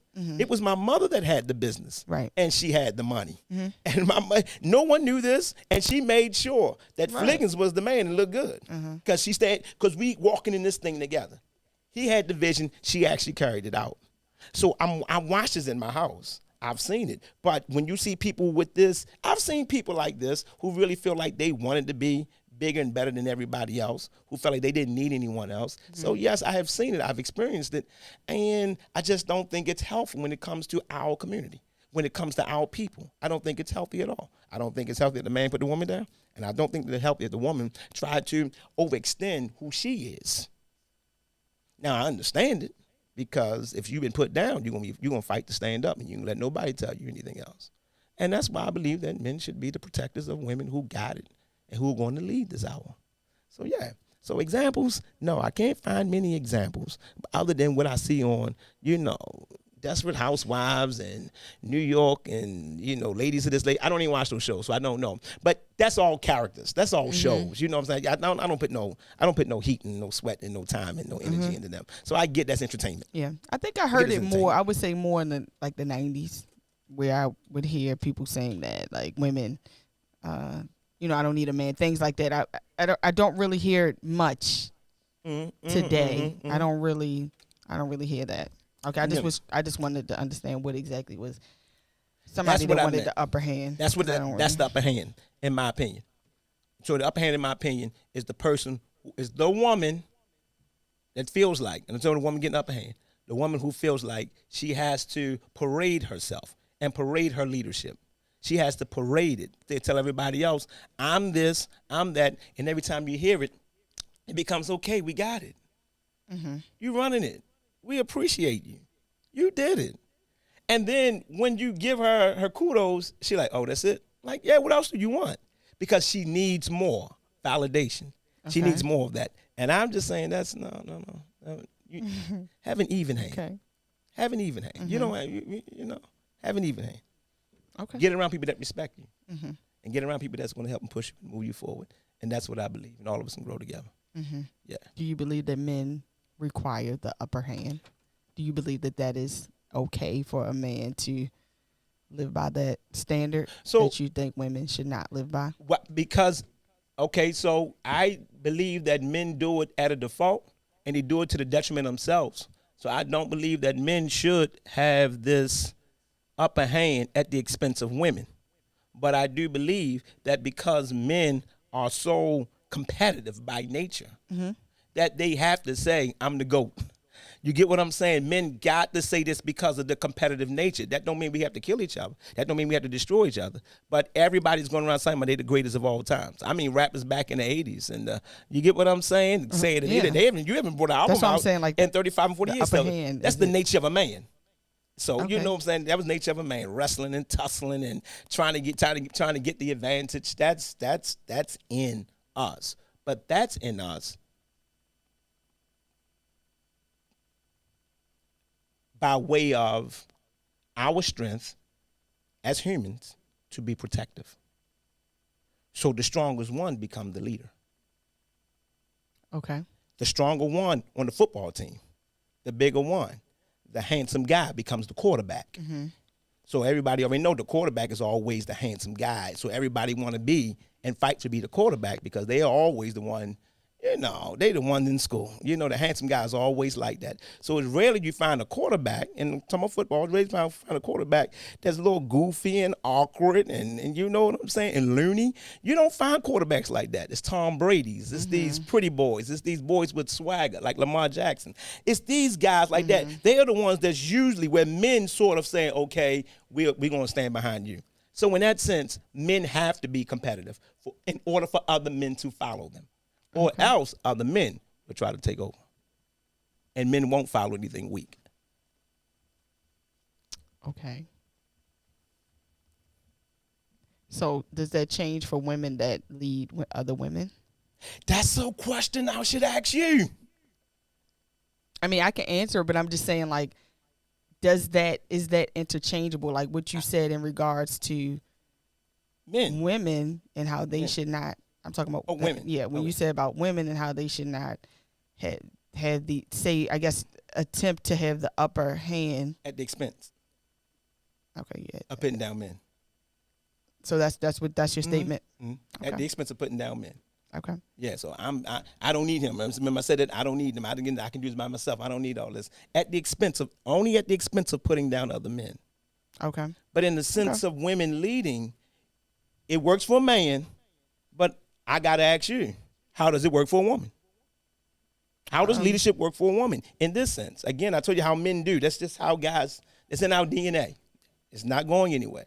Only thing we can do is better articulate it, get a clear understanding of it. But this is not going anywhere. I think it at times can be, if I'm answering, hopefully I'm answering, I think that at times that it seems to be more difficult for a woman to follow the role of another woman until that woman has proven herself to not even be capable, but there has to almost be a certain amount of accomplishments in order for her to be valid as a leader, compared to a man just walking in that role with no In vision form. in In seed form. Yes, He can lead. there's more accepted for the man. I'm not really sure what that tells us about ourselves in general, that we don't necessarily, I don't want to say we don't believe that the woman can lead, or if it's just our nature to follow the man, which is fine, which it is nature for us to be led by the man, or whatever. And I hope people understand what I mean when I say that. But definitely it is more difficult for a woman to attain and maintain leadership as a woman, because there's just so many things you have to go through in order to gain even the respect of the woman. I don't know if it's because the woman has a natural, what I want to call it, not stature, but a natural bar set for herself. And so if you're not somewhere in that level, or if she can't see it off of her first impression, like it's the first impression for the woman to woman. So What was the question? Like, what was the question? Yeah. I would like to know. I'm not even sure anymore. Like, but I think it was basically what is the like, how do women receive other women in leadership? Is that what we're saying? In a nutshell. In a nutshell, it's more difficult unfortunately, for a woman to receive another woman. I don't want to say it's intimidation, because I don't necessarily think that a particular woman may be intimidated. I guess there could be some intimidation there, but I don't want to use that as the preface for, you know what I'm saying, to say that women are intimidated of other women. I don't really necessarily want to use that. But again, I'm going to go with the nature point. I want to say that we're instinctively more prominent to listen to the guidance of a man, and it's just more difficult for us to listen to ourselves, which it kind of doesn't make any sense. But we will challenge that woman's leadership until it's proven that she can do it. Okay, you finished? I guess for now. Oh man, we got to wrap this up. But listen to this, because we got a comment too. Oh, go ahead, go for it. But okay. It was said that is still very prevalent today. I guess as far as the women. Oh yeah. Okay, said I don't need a man. She said Miss Independent. Yeah, Miss Independent. That's right. I don't know. I think that I don't think it's as prevalent today that women are saying that they don't need a man right now. I don't really think it's prevalent right now. I think that there's a group. I'm not saying this is extinct, but I am saying that there's a group definitely that feel like, I got, and that's a internal like mechanism of safety. Like, I had to do it on my own, so I recognize that I don't need a man for this, and that they have settled with the fact that they just, I think that there is a group for that, but I don't think it's as popular as it was like in the 90s, or, you know what I'm saying? Like, I was hearing it a lot, like being young. Like, I heard it a lot young. Like, I don't need a man for nothing. I don't need a... Like, I heard it a lot. But I don't hear it as much now, is all I'm saying. So, but Miss Independent, I think that term was more or less like she's not depending on a man per se to pay her bills and do these things if she's not in that relationship. But she can buy, do these things for herself if she has to do it for herself. I don't necessarily admit that that the woman is like, I don't need a man for nothing. I don't think that meant that, but yeah, from my perspective, I don't think that's what that meant. So because otherwise she's like, you a gold, I ain't looking for a gold digger. And she, it's like. So okay, let me give you my and you correct me or whatever. Usually I say go with me or throw me away, but just don't leave me hanging. I don't like what you're saying. I'm going with you, but just don't leave me hanging. All right. This is what I observe when it comes down to women leadership. Okay. I believe that women that has a sense of what all women want. I'm not saying what all women want. Let me change that, because I don't know what all women want. Let me change that. Let's just use what some women desire. No, let's just use. I'm have to scale this in. So this is just a broad statement here. So I'm at the scale this in, and I'm dealing with women that are in leadership. Pastors. Okay. I'm gonna deal with that. I'm gonna deal with what I know. I'm gonna stay out of what I don't. Okay. Stay in what I know and what I see. Okay. Women who are pastors who make great leaders, good leaders. Those women have a sense of respect at any age. Some little sassy or sexy at any age, any weight, any class, it don't matter. They just got some. They got some beauty. They got that. You know what I'm saying? Anointing, they got all these things, right? But they have this ability in no matter in anything that they possess, any quality that they possess, they have this ability to nurture any generation. I see leading women who are in their 30s who are able to nurture women in their 60s. Almost parent them, care for them. And they do the same thing for babies. And they do the same thing for their sisters. They can really mother their sister Oh yeah. And they have this ability to nurture multiple generations. Absolutely. And that intergenerational nurturing factor causes them to be, in my opinion, good leaders. And I'm watching this. So I'm watching women who lead. They got all these things, but they know how to just nurture anyone God bring them. They can mother. I mean, they can mother their mother. They can mother their grandmother. And so right now they can, I watch them look at their daughter. All right, you know it's time for you to go to school. You know it's time for you. I mean, they preach a word and say, I gotta get this baby to school right here. My little daughter gotta go to school. And then tell grandma, hey grandma, you know you can't eat that. Now you know better than that. And they do it simultaneously, and grandma put the cake instinct. And but everybody can't do that. And they do it simultaneously. And I'm watching how they can nurture their sisters. They can nurture their sisters' daughters. They can nurture their children. They nurture their parents and the older generation. And then in all of that, not everybody now, and in all of that, I still see them nurturing their husbands, those who are married. And I'm watching this, and all of this in this package that makes you want to just, I'm following her. That's what I observe. Okay. That's what I observe in pastoring, women who pastors and then make good leaders. They just have this, if I want to use the word intergenerational, nurturing aspect to themselves. That they can literally nurture anyone who comes to them. They have this caring, this motherhood almost. You can melt in their arms. You can cry and tell them anything. And they are right there. They make, in my opinion, the best female woman leadership. Any other qualities you can think of besides nurturing?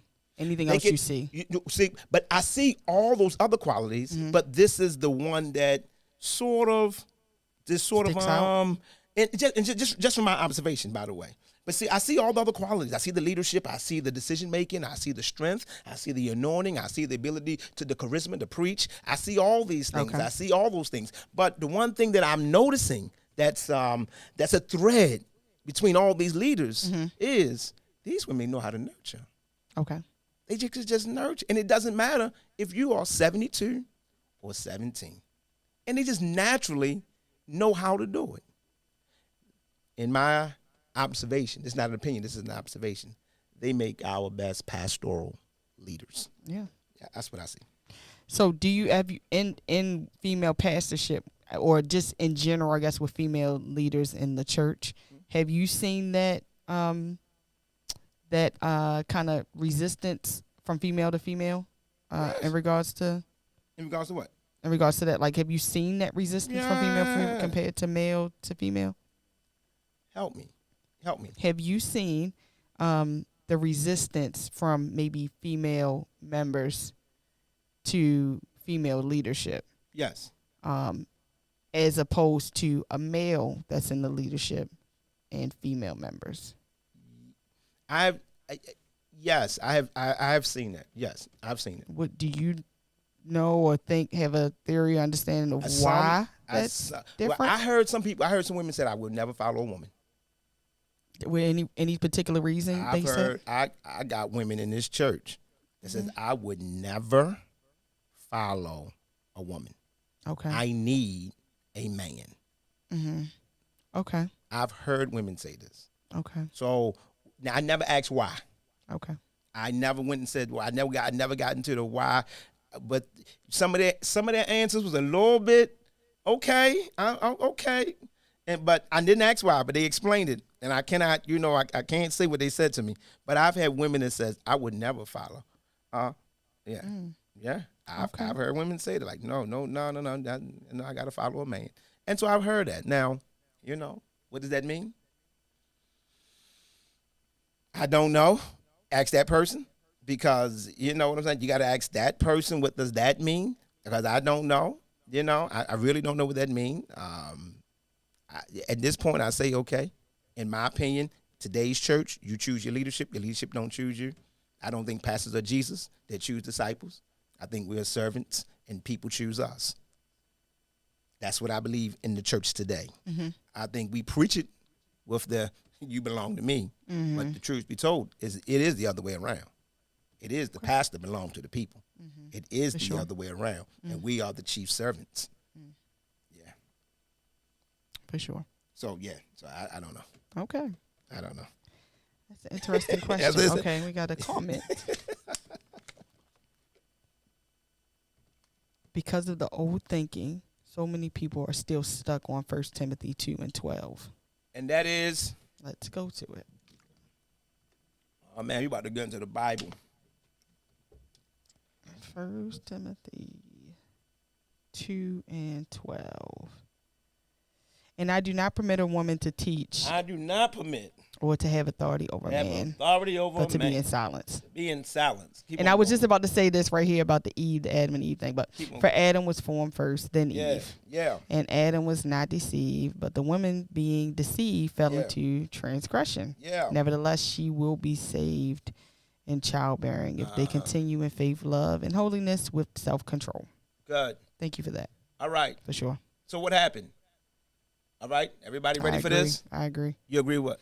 No, I agree that people are stuck in that. Yeah. Even us as women. Yeah. Yeah. Like we still like holding ourselves in contempt. Like, Yeah.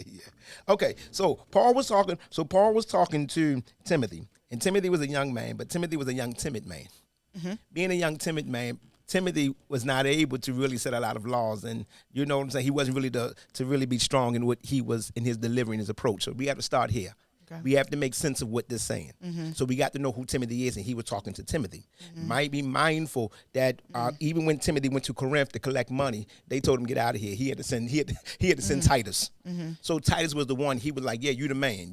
I need you to be strong. So Timothy was the timid one. And so a lot of these words he was telling Timothy so Timothy would not be intimidated by the leadership and the growing leadership during those days. Number two, everybody listen to what I'm about to say. There was no such thing as women leading in that day culturally. yes. Everybody get this understanding? Yeah. Culturally, everybody. Yes. Culturally. Paul, I want y'all to ready for this, everybody. When Paul talked about the church, you ready for this? Paul did not see the future. Paul was dealing with the church. Paul did not see the future. Paul was under the assumption during his entire ministerial campaign or career as an apostle that Jesus was coming back in his lifetime. Yeah. Therefore, don't rock the boat. Yeah. And that's what that means. And where is my proof? The same man that told women to be quiet is the same man that told slaves to obey their masters. Talk back to me, somebody. Yeah. Don't rock the boat. That's all he was saying, everybody. Everybody all deep and everybody all like, no. Don't. The same man that said, women be quiet, is the same man that told slaves, obey your master. Don't fight to be free. He never said that. In fact, I can go further. I'm going to go further. In Scripture. Let's go for the Scriptures, everybody. Okay. Here is the Scripture. No one reads the book of Philemon. It's just one book. It's just one book. No one read it. No. In the book of Philemon, there was a man by the name of Onesimus who escaped his slave owner. His slave owner was Philemon. Paul wrote to Philemon and said, hey, one of your slaves escaped, and I'm sending him back. Accept him as a brother. Not because he's an equal, but because I'm an old man and I asked you to. And that's in the Scriptures. Yeah. So what man, Yeah, come on. what man would send a slave who escaped his slave master back to his slave owner? I need a theologian or a theologue or a writer or somebody who read just read the book of Philemon. I know y'all don't read the book of Philemon, and you will read Paul was a man who simply said, don't rock the boat. Jesus is coming back in our time. Yeah. Where is my scripture? We preach at funerals. Those that remain will be caught up to meet them again. We preach that. That's not the Bible. The Bible, 1 Corinthians chapter number 15, says we that remain. We. We. He ain't say those.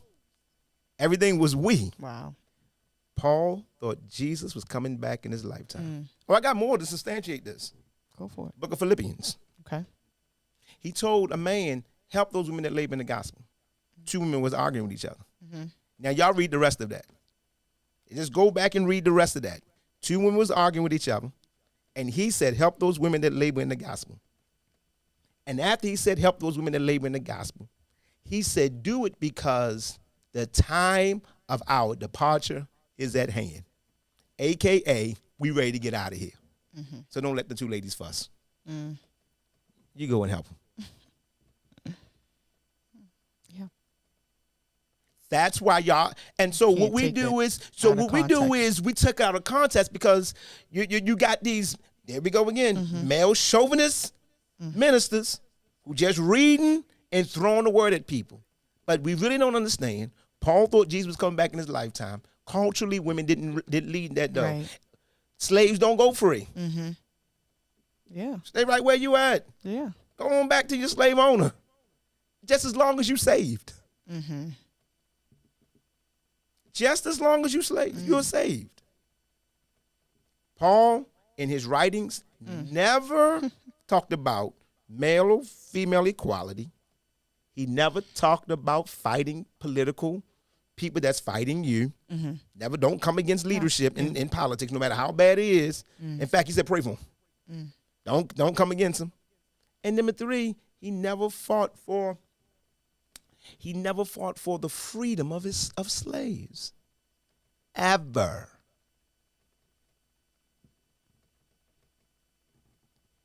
Show it to me. Paul said, don't rock the boat.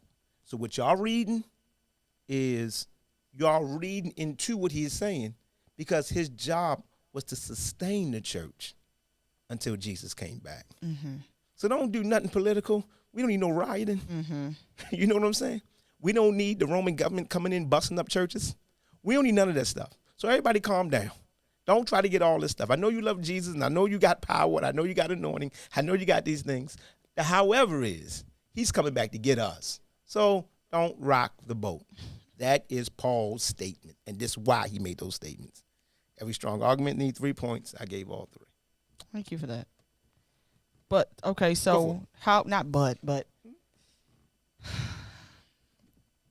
So you've taught us about that. My question is, can you give advice for people that are listening that are going by some of those things that are maybe obviously out of context, out of time, that really doesn't apply?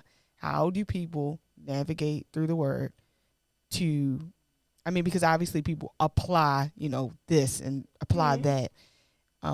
Whether it be in context, out of context, this they use and that they don't use. How do you, what advice would you give for someone navigating on how to apply these things for themselves? And when do they know? Obviously, they would have to research to get that, to understand. Some of it is just, clearly It's we're like in a different time. We're just in a different time period. Yeah. So that right there is kind of like point blank period. But how do you give somebody advice on how they should navigate through certain things, because people still preach this? Yeah. So to the preacher that now I'm saying, and now I'm watching people. I am now watching people who strongly believe in the women that shouldn't say anything, that are now allowing women to preach but not pastor. Okay. See, I remember ministers. Yeah, so now they saying, yeah, you can preach to us. But Paul said, don't let a woman say anything. Right. But now they saying, well, you can't lead, but you can preach. Okay. You hear what I'm saying? Yeah. And so now I'm starting to see them older men starting to see. I said, wait a minute, what is she doing in the pulpit? I know you because I remember when y'all was 12. I remember when I was 16. I was in the meeting with you and my father. Wow. When you say, ain't no woman would ever preach in my church. And you know what I'm saying? You had whole sermons and series about this. Wow. And now they on the pulpit. Wow. Hey, what's going on? I'm starting to think that you are rethinking this thing because you will find out that I got 2 or 3 reasons as to why. Okay. Number 1, the church is made of 72% women. keep on doing that stuff, you're going to lose some money, bro. Yeah. The times are changing. Yes. You're going to lose some money. So let's start there real quick. You're going to lose some things. You get what I'm saying? Some of those ministers realized their daughters had an anointing. Their daughters had a gift. Yeah. And even though, you get what I'm saying, you can suppress the wife, you recognize that on that daughter. And you really can't. You heard her around the house preaching and prophesying. You heard it, and you like, you know what I'm saying? This gift right here. You get what I'm saying? I'm watching these things.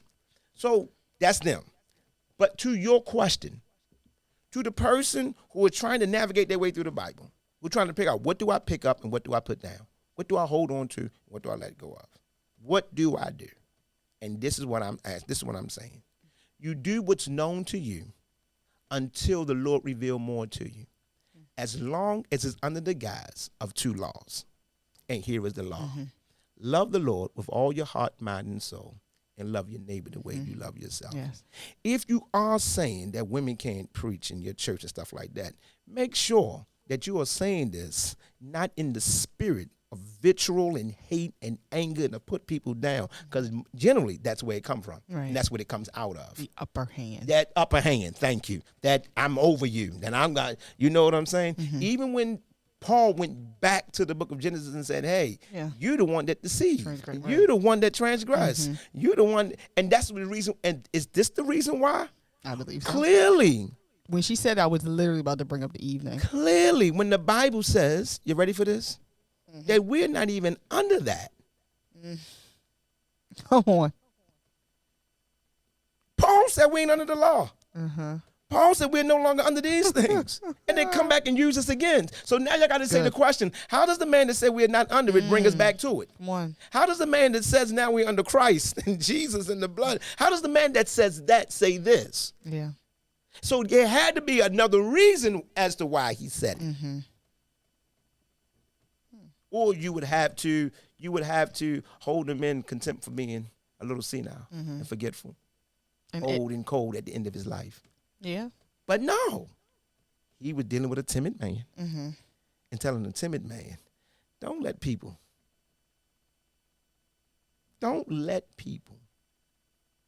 get the upper hand over you, because he was so timid. Yeah. Go for it. I guess my question would be, Paul was very verbal about a lot of the rationales behind a lot of the things that he said. But in this case, even with this, like, things that, like the slave, like you were saying in Philemon, that he just said because I said so. Yeah. Like he didn't give a rationale. I got seniority. I have seniority. That's what he said. Not because there's a rationale. This is the law. This is this is a. And in certain situations, that's kind of was the thing. Like, yeah, period. Because I said so. Because I said so. So it's like those kind of things are like kind of strange to me, because he gives justifications for so many other things in detail. But some things it's like, I'm not talking about that. Some things he's saying, Paul said, the reason why Paul said, because I said so, is Paul saying, he was saying that I paid the price for this. I paid the price for you to obey me. I've been whipped. I've been beat. I die daily. That's what that means. I go through for this stuff. Yeah. And he said, and since I have all these lashes on my back, I've been through these shipwrecks. I've been through all this stuff. Yeah. I deserve your respect. I don't need to tell you everything and give you a rationale for everything, because I paid for this. That's what his mindset was. Okay. So I'm asking you to do this because I was the one that gave you Christ. I was the one that led you. I was the one that sacrificed. I was the one that, he even told one church, I was the one that came to y'all and never asked y'all for $1. I was the one that ministered to y'all Jesus, and I worked every day, day and night, and still ministered the word to y'all. When everybody else was coming to y'all, asking y'all for money, I was the one that actually showed y'all, I don't even want your money. In fact, Paul wouldn't even take the money. He would say, I'm going to bring somebody with me to carry the money, because I don't want to be like anybody else. He said, this kind of spirit deserves some respect. Right. That's what he was saying. It's just interesting that he did not decide to go forward in the rationales for some of those things that we still have challenges, that we still have, some of us still have challenges today. These major, like, especially with the female situation, with the slave situation, even with that, like, it's things that we still debate and go back and forth with to this day. So it's like, okay, Yeah. all right. But We- not we're knowing trusting. this is not. But why is it that we don't know it? Is the question. Why is it that we don't know? That these things, that Paul was actually this kind of person, that Paul thought Jesus was coming back in his lifetime. That why is it that we don't know these things? The reason we don't know these things is because we got. I've always said this. I've always said this, and I will continue to say this. And this may be the thing that just break up everything, because you got people who are in leadership that do not belong. Period. Teachers that are not anointed to teach. Preachers that are not anointed to preach. Pastors that just not anointed to pastor. Prophets that don't know what they're talking about. You got people in leadership that do not belong there. Right. And this is why you got so many lost people. Wow. When God got people who know the truth and that will free the conscience of the people, Right. so we can continue to lead and move forward. But clearly, when God gave gifts to men, he didn't give gifts to genders. Yeah. Drops the mic. And so if he didn't want you to do it, he wouldn't have put it in you to do. Absolutely. And notice I did not go to anything that Mary did. I didn't go to any of this. I didn't go to any of those stories because Mary carried the word. I Right. didn't go any of those things. I stayed right on. I stayed right there. God gave gifts to men, and when he gave gifts, he did not give gifts to genders. That's right. I'm giving these gifts to the men. Mm-hmm. It's not written. You give gifts to the body. Yeah. So Sons and daughters. Will sons and prophesy. daughters will prophesy. Yeah. That's right. There, go right there. All right. So, wow, that's good. See, right there. Yeah. Thanks. I did something right tonight. All right, that was good. Yeah. Okay, one more. One more. Jarena Lee, first black woman to preach. Okay, that was when we were talking about the female preachers. In America? I guess. What's her name? Jarena Lee? From where? Interesting. Let's see.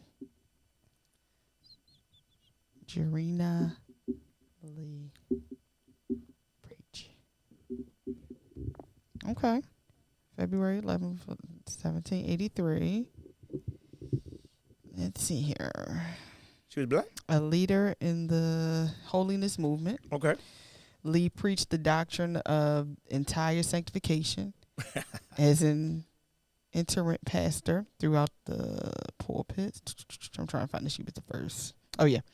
Who was the first black female woman to preach in the minister in the United States? Wow. Jarena Lee was the first black woman preacher in America and the first ordained female preacher in the African Methodist Episcopal Church. Wow. Thank you for that, Yeah.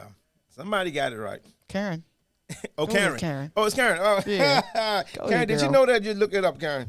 She probably been researched. She If knew you- that. if you I did, could tell Karen. she knew it. She Karen, knew it. if you know it, Karen, big ups to you. If you reached up to, All right. if you researched it, big ups to you as well. Yes, I'm sure she researched that prior. 1816, she says. 1816. All right now. Yes, beautiful. Good. Thank you. Thank you. I'm for trying to that. say, so she's from the north or the south. That's what I wanted to know. It said it. I don't know. I don't see it right at the. That's what I want South. to know. Is she from north or south? I had to look it up. Okay. Okay, cool. All right. All right. Any announcements? Okay, Libba. Libba is here. We're celebrating. We got like a couple of more She months said to she go. did a paper. She did a paper on do it. a paper on it. Yeah. Okay. Nice. Good. That's cool. Yeah, Okay, good, sorry. good. So we LIBA, Love Investors Benefit Association. Yes. Love Investors Benefit Association. All right, so the time is now. It's drawing nigh. It's here, We're yes. here. Tickets will be available in the month of August. That's right. Tickets available in the month of August. Our tickets are $150 available in the month of August. Yes. Come out. Let's be a blessing at the end of the year. We doing this Join Libba Now. Yes. So if y'all are giving, we're asking for $20 a month. Join Libba Now. Join Libba It's Now. going to be a great blessing. It was a blessing the last 2 Yes. years. It's going to be a blessing this year. I cannot wait. Yes. This is something to experience. We are now putting together the infrastructure and the groundwork to do all these things so we can have a lasting effect. The team is doing well. Yes. The people are being blessed. We got people that we are donating to. We put out $1,000 already. Nice. That's right, thousands of dollars. I ain't say hundreds. I ain't say tens. I ain't say 20s. Thousands of dollars have been given through this business. Yes. You hear what I said? Thousands. Y'all hear what I just said? Thousands of dollars. We're going to take our community and turn it into an institution. I can't wait. This is going to be a good year. Yes. I feel it in my spirit. Amen. It's going to be a good year, and I'm excited. So let's do this. We'll let y'all know. The flyers are coming out. You'll see it on the website. Yes. But our tickets will be available in the month of August. In the month of August. And so, yes, y'all get your tickets now. Get your tickets now, everybody. Don't wait till the last minute. Yes. Get your tickets now, and let's be blessed. $150. Join Libba. Let's do this. We're going to have food, fun, good music. We got guests coming in. Yes. Oh, my God. We're going to celebrate our very own Jermaine Gibbs. Yeah. Yeah. So we're going to celebrate. That's right, y'all. We're going to celebrate our own. That's right. That's right. And so we're going to do this. This is about to kick off, and I cannot wait. So they are our announcements. Let's be blessed of the Lord, and let's keep moving forward. Get your tickets. Get your tickets. Now. Yes. Listen. All right. Tickets now. All right. Excellent. They are our announcements. All right. We good. Our announcements. Okay. All right. Well, we thank you all for joining us on this episode of Pastor Anthony Said. You could have been anywhere else in the world, but you chose to spend